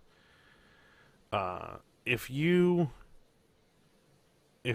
remember Walt Disney World in like the 90s, when you could go to the California Grill and the service would be impeccable, and now it's just like mediocre. That's what it's like at Palo, right? So I think what we remember Disney World like in the 80s and 90s is the cruise line still does that. And so when people talk about Disney World and how it's gone downhill and things like that, and the service isn't as great, and everybody's like, oh, you're just, nostalgic for the past or whatever. You go on a cruise and you pay attention to the service from the cast members on the cruise, and then you go to Disney World and it's night and day, absolutely night and day. And so you know that Disney knows how to do that, because they still do it. It's not like they forgot.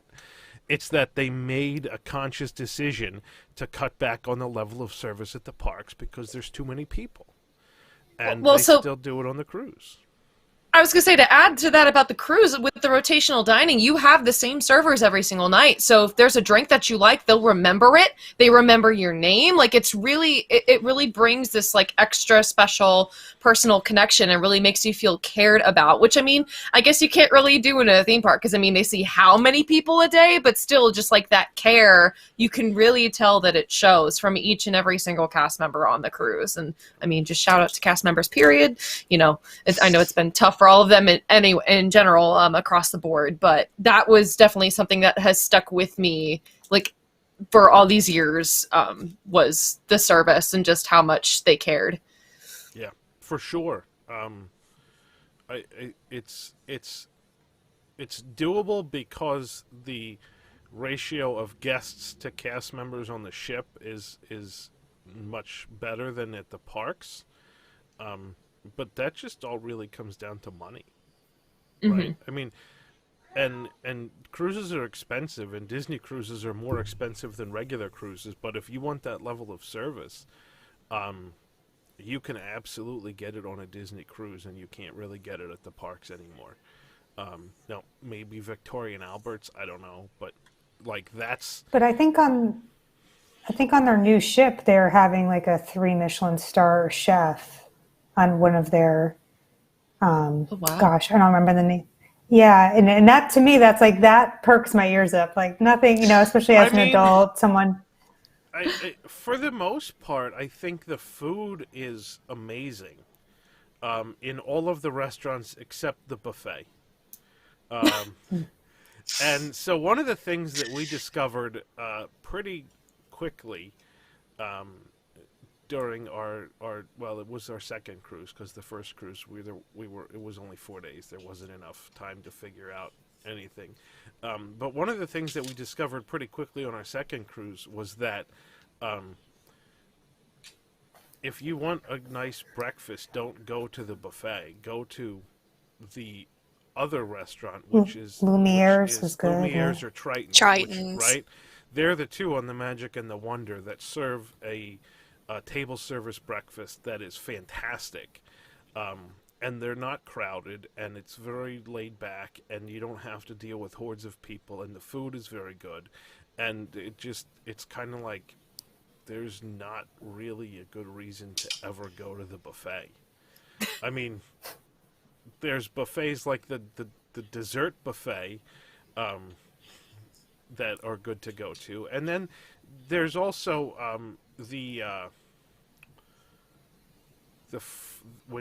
when you first board the ship, if you board early enough, they have like a lunch buffet. Although it's not in the buffet restaurant, it's usually, most of the time it was in Parrot Key. That's really good too. But the regular buffet breakfast and dinner is not great. Any of the other restaurants are better.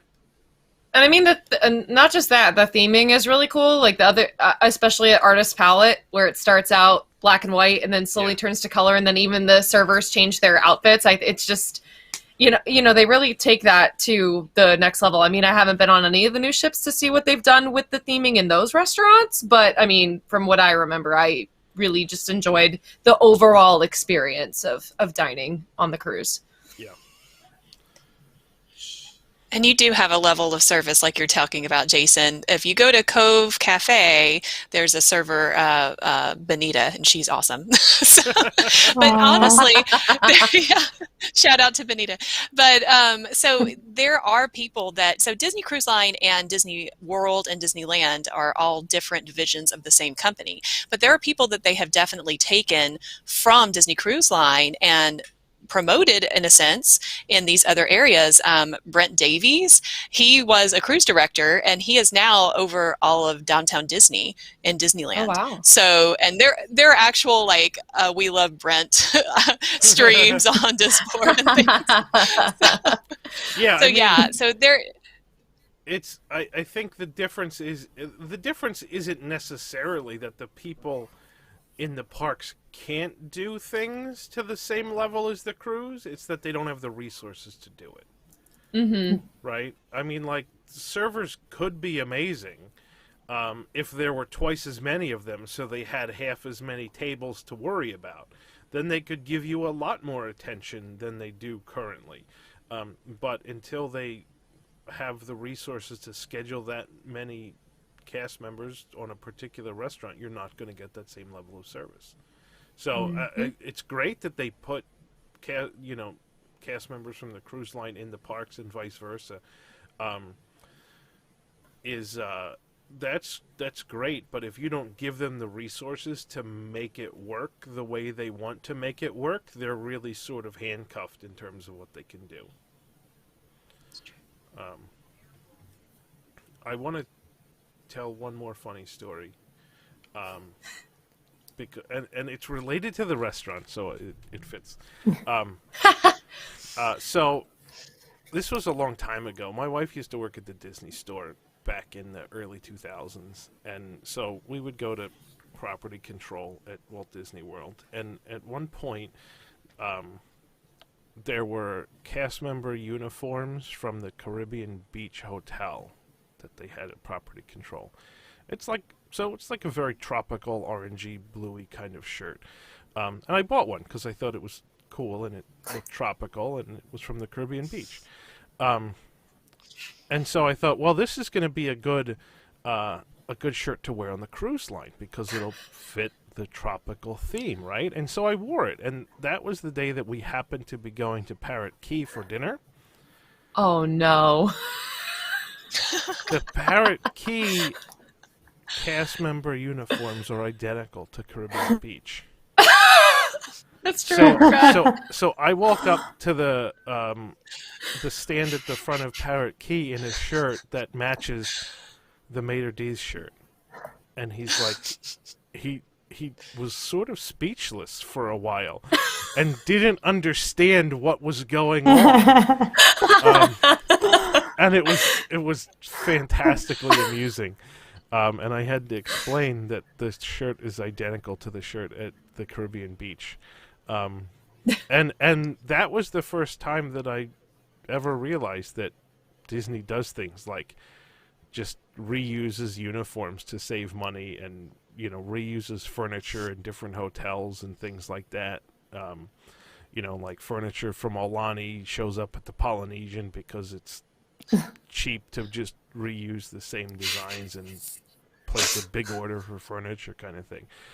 That was the first time that I realized that, but it was really funny, and the Maitre D he didn't understand what was happening, and thought that I worked there, and he's like, "Why do you work here and you're coming for dinner?" I'm like, "No, I don't work here." So it was great. It was a lot of fun. Any other food stuff you guys want to talk about? I don't recall Castaway Keys. Sorry. Oh, go ahead. I don't recall that Castaway Keys food was that great. Maybe because I'm not a burgers and dogs kind of person.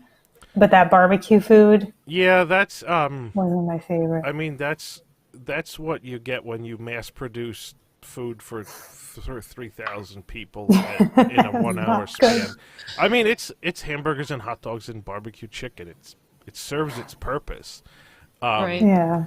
You can get a steak. You can get a steak sometimes. If they have extra, they will cook it on the Serenity Bay area and not the family side. Mm-hmm. So you have to go over to that, but they will that there. The mushroom risotto and Triton's, it's not always on the menu, but when it is, it's the best thing that Triton serves. So that mushroom risotto, I think, is from Palo. Probably. For a long time, that was my favorite thing to get at Palo, was the mushroom risotto. So it's probably the same. And so, but the mushroom risotto is amazing, for sure. You should do the Grand Marnier souffle, not just the chocolate one, but ask for that one at Palo. I will have to remember that.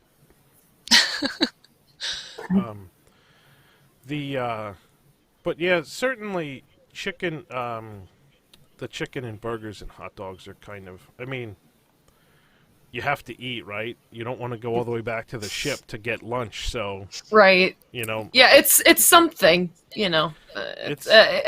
of course, we wish it could be better, but we wish it could be better, but we wouldn't want to stand in lines to make it better because you you have such a limited amount of time on Castaway Key anyway, right? right. Right. So you don't want to waste it standing in line for food, and so it's good enough. But yeah, it's probably the worst meal that you'll eat during your whole cruise, unless the other thing that I really don't like is all of the sort of quick service places that surround the pool. Yeah. Those burgers and dogs and chicken fingers The are pretty pizza. much they're all bad. Yeah. If it, even yeah, like if you have the opportunity to eat at a sit down restaurant at any time, it's much better than any of those things you're going to get. But they're there. I will say that. Oh, go ahead. Sorry, there was another good thing I forgot. Unlike other cruise lines, you get like sodas and things included, where like on other cruise lines you have to pay for that, like even just fountain soda. So that's like something else that's kind of nice. You didn't used to, right? Well, like you didn't used to, but at least from my experience on the one Royal Caribbean and one Norwegian cruise line cruise that I've been on, it costs extra. Yeah. No, but Disney Cruise Line until it was I think 2005-ish, you had to pay for soda. You could get like a reusable mug, like they do at the parks. Is what you would do. You'd pay for a reusable mug, and then you could get free soda in the mug anytime. But there wasn't the soda station. The soda stations didn't exist until about 2005 on the Disney ships. I mean, on the one hand, it's great because then you can get soda anytime you want. On the other hand, it's like then all your kids want to do is drink soda all day. So, but somebody in the chat mentioned the ice cream. Yeah, so the ice cream is probably one of the best things that you can just go and get ice cream whenever you want, anytime, and the kids can just go and get ice cream whenever they want, anytime on the cruise. That's fantastic. Kids love that. So that's yes, I can say that was dessert multiple times a day. Right? Right? And the sweet shop, the sweet on you, I think in the Vanellope, it's I guess on the Fantasy or something. And they do all kinds of different things and Rice Krispies and all that stuff that you can find in the park, except for candied caramel apple. Candy apples. For some reason, I'd rush apple to have the caramel ones. I don't know. The other thing is that they have a lot of nighttime things that involve food. So there's like the midnight dessert buffet that's up on the pool deck, and there's a pirate night thing. That's the pirate night. That stage show is pretty cool too. Pirate by the way, night. you know. Yeah. Pirate night is a lot of fun. The problem with all these things, and if you go on a 7-night cruise, there's like a formal night and a semi-formal night. The problem is you need to pack like twice as many suitcases for a cruise as you do for a vacation at the parks, because you've got to wear shorts during the day and long pants at night, and then you have to dress up nice for a formal night, and then you have to take all your pirate stuff, and then you have to take like snorkel gear for Castaway Key, and oh my gosh, it was crazy. Like we had so many suitcases. I wish I had my photo album right next to me, but I don't know where it is, because I do have some pictures from formal night of us as a family. But I do remember that was like a lot of extra planning, but it was kind of nice too to have that special evening, you know? It's very nice that you can do that. I mean, and some people don't.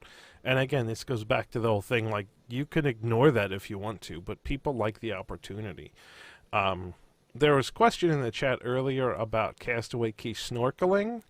So yeah, there's a big snorkel lagoon, and there are like artifacts, like the submarine or something, that you can snorkel, and the snorkeling is free, which is really cool. You can either use their stuff or bring your own, but Yeah, I mean, we used their stuff, and it was totally fine. But it was, oh my gosh, I like didn't want to leave. I didn't want to stop snorkeling. That was probably one of my favorite things that I did on the island. And there's like a hidden Mickey statue. Well, hidden, but there is like a Mickey statue down there that, and there's like all kinds of things that you can look for, and the coral and the fish are just beautiful. Like you have to snorkel. You have to do it. It's amazing. No, it's totally worth doing. It's totally worth doing. You could definitely spend several hours just snorkeling and swimming around. One of the cruises that I was on, Jason Sorrell, who was an Imagineer that wrote a bunch of books, he was on the cruise and did like a presentation because it was right after one of his books came out. And so I snorkeled around following Jason Sorrell in the snorkel. Not on purpose, but he was just there. And like there's sort of a directional thing that you can follow to see everything, and so I was just like following him in the snorkel lagoon. It was quite amusing. The other cool thing, and do they still have? Is this? I don't know if this is there all the time, but at least they had one of the ships that they used for filming Pirates of the Caribbean. I can't remember which one, but I think sometimes they have that one there as well if they're not using it. I don't think it's there anymore. I've ever seen it. Oh, it's not there anymore. I have pictures of that too. Yeah, I don't know. I have, again, if I had the sinking photo album and I knew where it was, I also have pictures of that. But sometimes they'll have like some fun things like that at Castaway Cay as well. Yeah, and the adult Serenity Bay, the adult section is definitely worth mentioning, because if you don't have kids, or you can get away from your kids and go there, it's really nice. Because it's kind of facing out into the ocean as opposed to like a bay, the water's actually crystal clear and much more blue than it is at the family beach, which is kind of neat. And there's also a lot more fish swimming around that are just kind of like there, as opposed to in the bay where they're really not. So that's worth going to. I wish it was like you didn't have to ride a tram all the way down to the other end of the island to get there, because it's kind of a pain. So you don't have to ride the tram, no, you can walk. But it is a walk. Yeah, right. You can, but either way, it takes a little while to get there. And again, you want to make the most of your day at Castaway Cay. So, waiting in line and then riding a tram to go all the way down there is not my idea of a useful vacation on Castaway Cay. But I mean, if you're there and you don't have kids, then hop on the tram in the morning first thing and stay down there the whole time, because it's super nice. Did anybody do the 5K? I was about to mention that. I was like, there's the 5K. That bike riding too, and the cabanas, I highly recommend the cabanas. We didn't book it ahead of time. My dad tried to call or speak with whoever the day of, and they happened to have one available. And I actually recently watched like a review of Discovery Cove and SeaWorld of their cabana, and it's nothing like that. It's a huge private room, cushion chairs, the refrigerator, you have a full hammock, shower, walk right out to the beach. So it's a pretty penny, but if you're not someone who wants to be, blistering out in the sun all day, it's a nice reprieve. Mm-hmm. Yeah, I think those are very nice.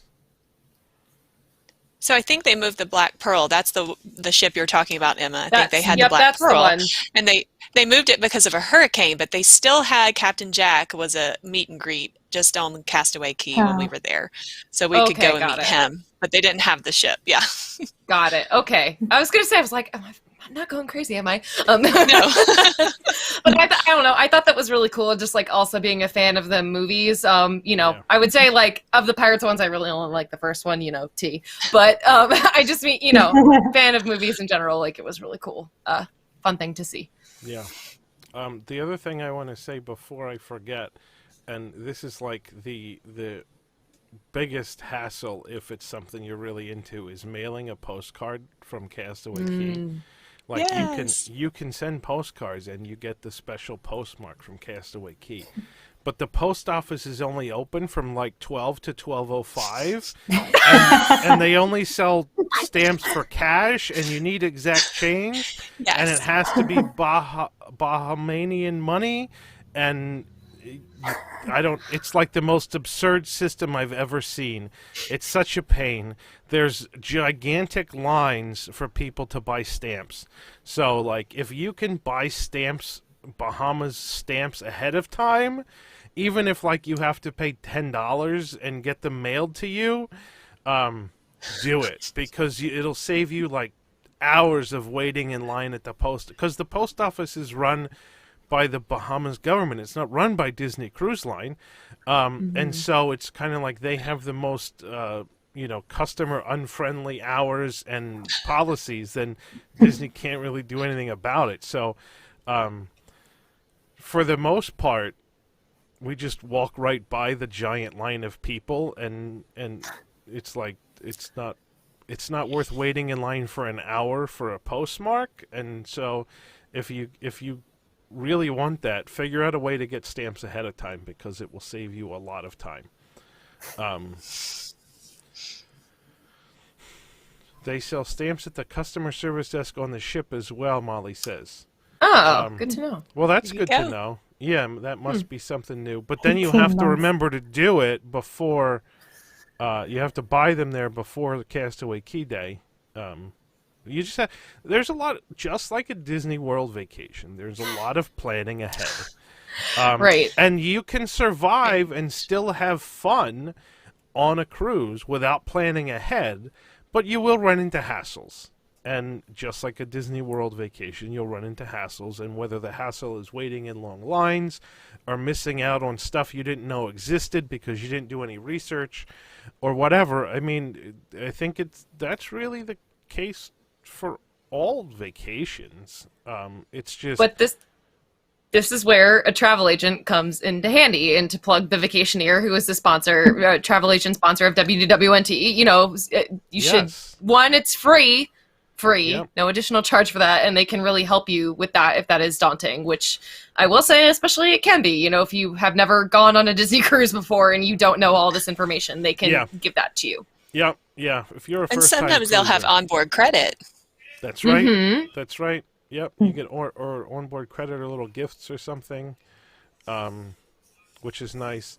The other thing that used to be like a secret, but I think is pretty much everybody knows it now, is that the boarding time of the cruise ship is sort of variable. They tell you have to be on board by 4:00 because that's when they leave.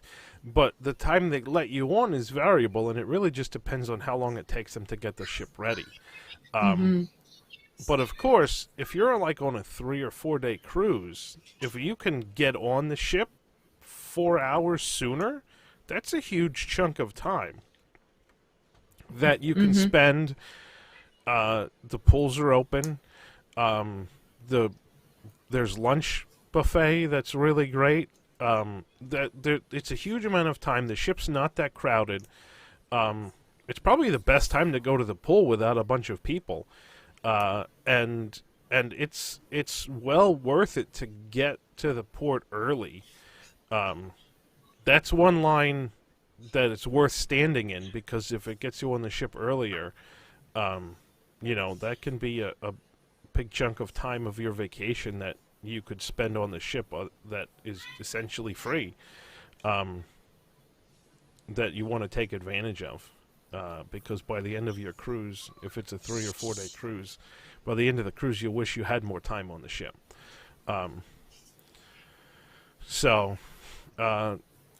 Von Tron in the chat says, how much do travel agents cost? I'm considering getting one for the Disney cruise, but free never means free. No, actually, so travel it's agents for free. cruises It's free. do make commission on the cruise. So they don't charge you because the cruise line pays them. So travel And that's for agents- any cruise line. That's not just Disney. Yeah. That's any Yeah, cruise yeah, line, yeah. period. Yep. And I mean, the Vacationeer is free. Even for Disney World, it's free.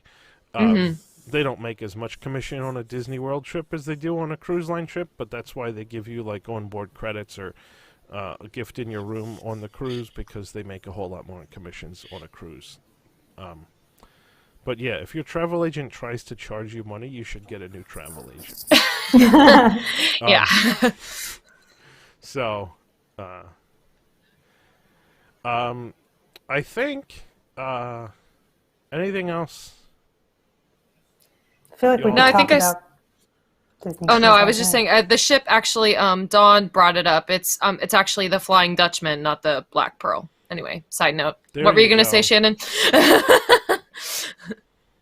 Just saying, we could probably talk about Disney Cruise Line on and on and on. I think we'll have another one of these because people seem to really like them. And just like the DVC special episodes that people like, I think it gives people a taste of something that is outside the parks. And either... Speaking of outside the parks, we could also do another special episode on overseas parks in general and like that kind of travel, whether I don't know how many people on our team have done Adventures by Disney or, but I feel like if that's something you guys are interested in as well, let us know. I thought you were going to break up outside the bubble. No. So yes, if you're There's interested that in too. doing things outside the parks, go watch Outside the Bubble on the WDW Entertainment YouTube channel, where Axel and Pete and Eric go do stupid things like eat at Cece's, or or go White to medieval Castle. times. or go to Medieval Times or the Pirates Dinner Show.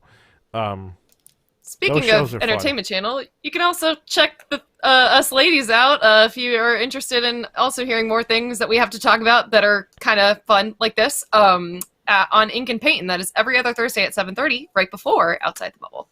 There you go.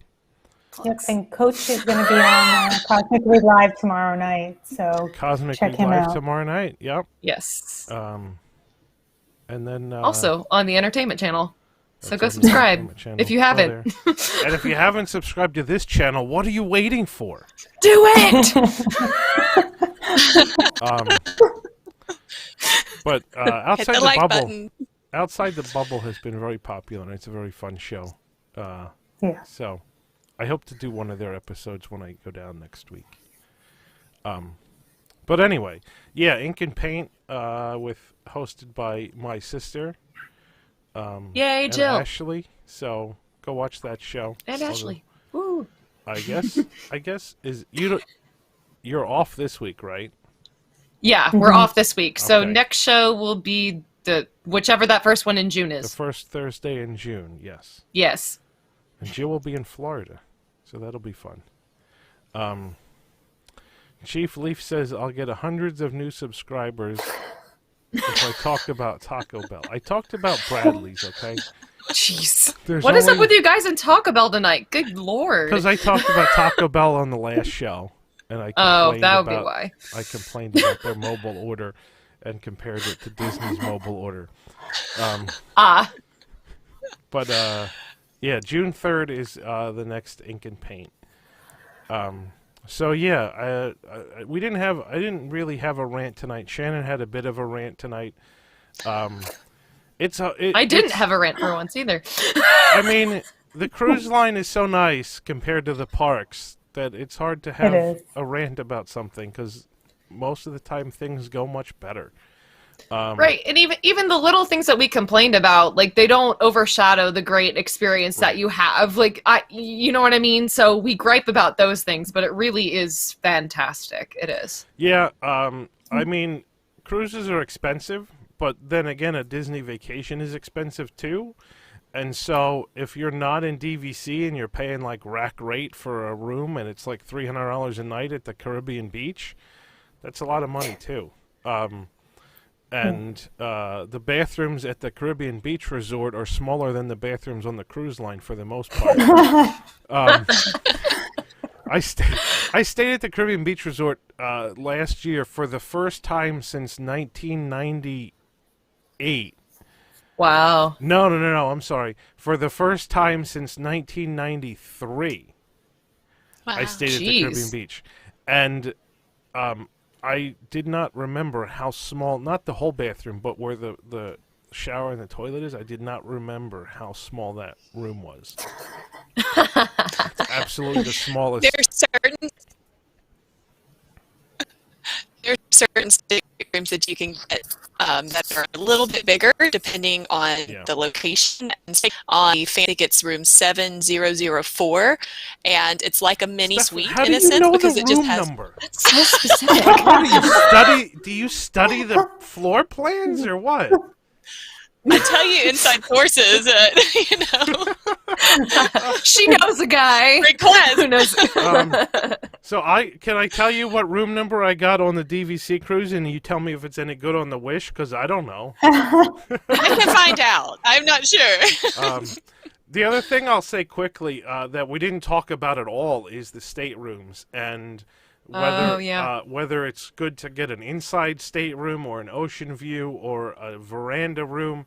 And I'll say real quickly, and then we'll have to talk about it on the next cruise episode.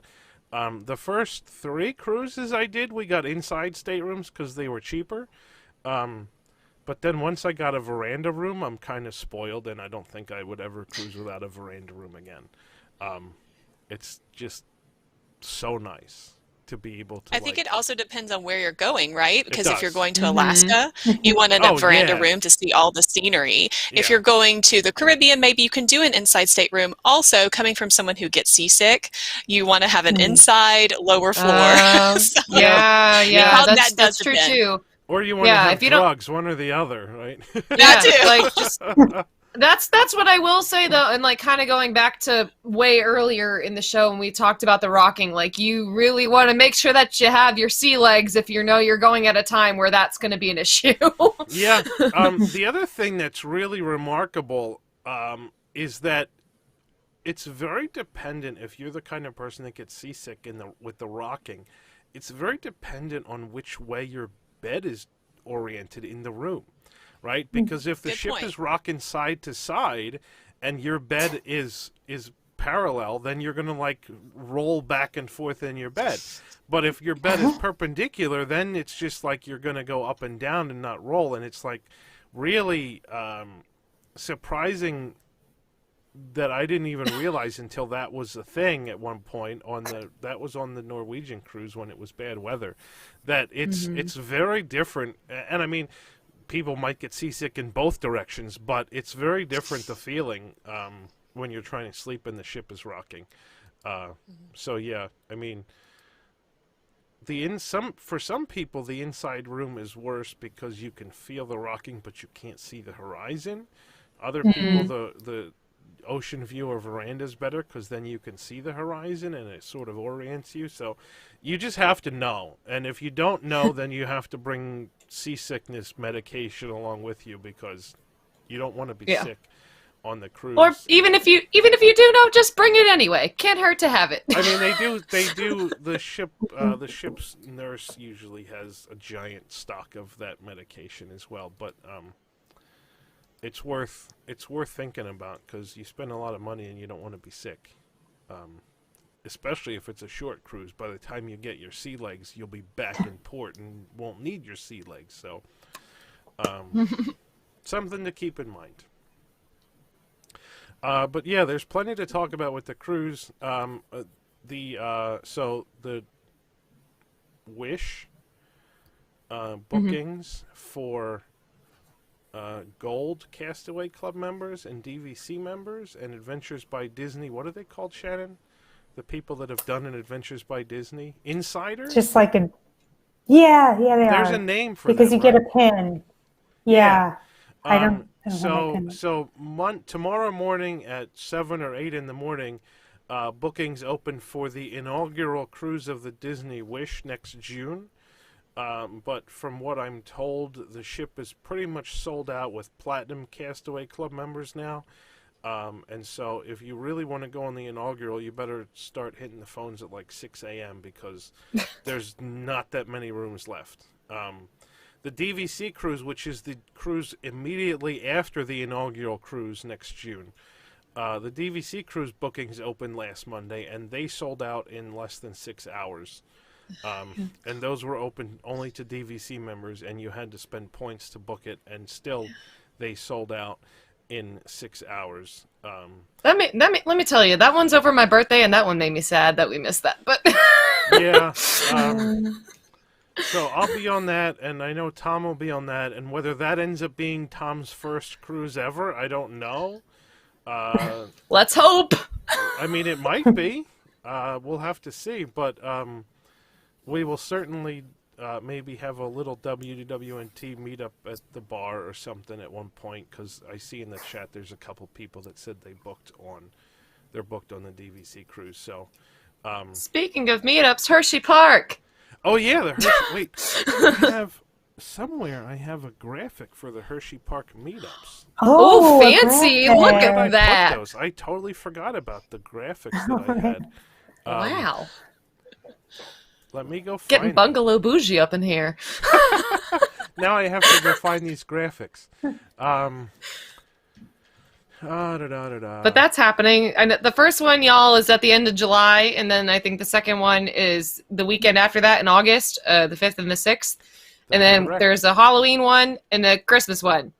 I can't remember when those dates are, but I'm sure they're on the graphic. That's why I have the graphic.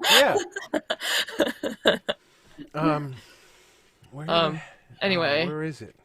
definitely recommend going. Like if you're thinking about it, especially if you love coasters. I have some nostalgia for those because that's like one of the places I would go a lot as a kid. It's Hershey Park, Yeah, being Hershey from Park's Maryland. great. So Especially the best part of Hershey Park is all the chocolate, chocolate. as people like to Chocolate. make me say. So let me. I've now found the Hershey Park graphic, Woo! and I will put it on screen. There we go. Oh my that. god. Yes. July 30th and 30th. These are all Friday, Saturday. July 30th and 31st, August 6th and 7th are the summertime ones. So if you like the water park stuff, Hershey Park has part of a water park built in. There's a Halloween one on October 22nd and 23rd, and then a Christmas one on December 10th and 11th. Ignore the bottom where it says details at wdwnt.com/meetups because I haven't created that page yet. But put the dates in your calendar. Yeah, I'll be at all of them, of course. Emma, you're I coming, think I'll right? be at most. Yeah, I'll be at most of them. So that's the thing. I'm also doing a show right now, and those are all evenings when I have them. So I might be able to come for a little bit or part of a day.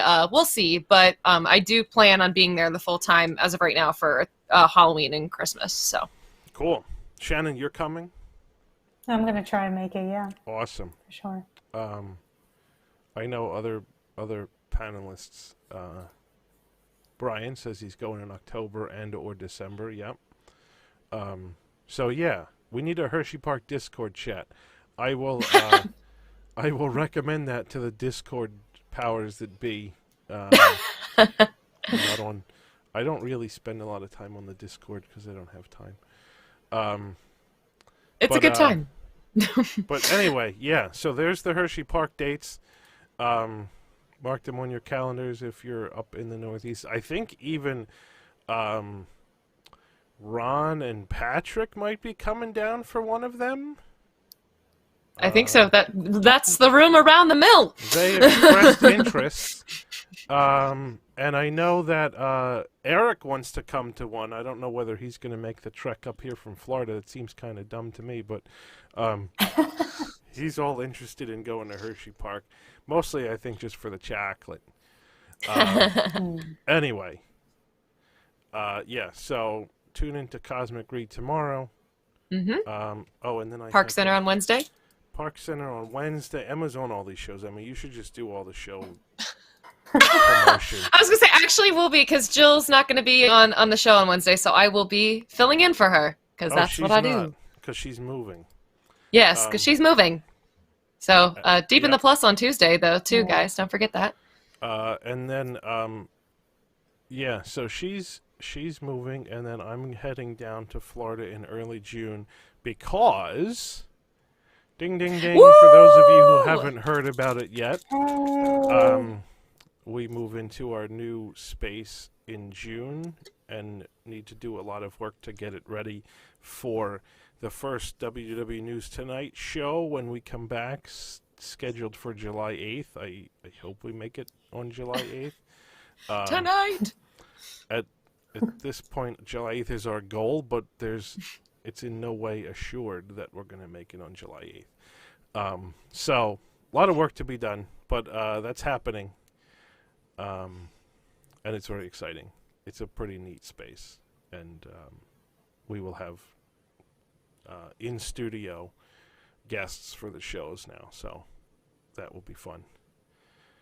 So, yeah, whenever anybody's in Orlando, and you have nothing to do on a Thursday night because all the parks closed like at 6 p.m., you can hop over to our new studio in Celebration. It's pretty easy to get to. But anyway, all right. Let's close this thing out for tonight. Thank you all, Emma and Shannon and Stephanie, and also thanks to Allison, who had to drop off. But yeah, I hope that all you guys out there watching enjoyed the show. Please hit the like button before you leave, and if you want us to do another cruise show, it sounds like that's something that at least some people want, and I know Allison wants to come back and talk more about the cruise. She missed the whole dining discussion, so She did. yeah.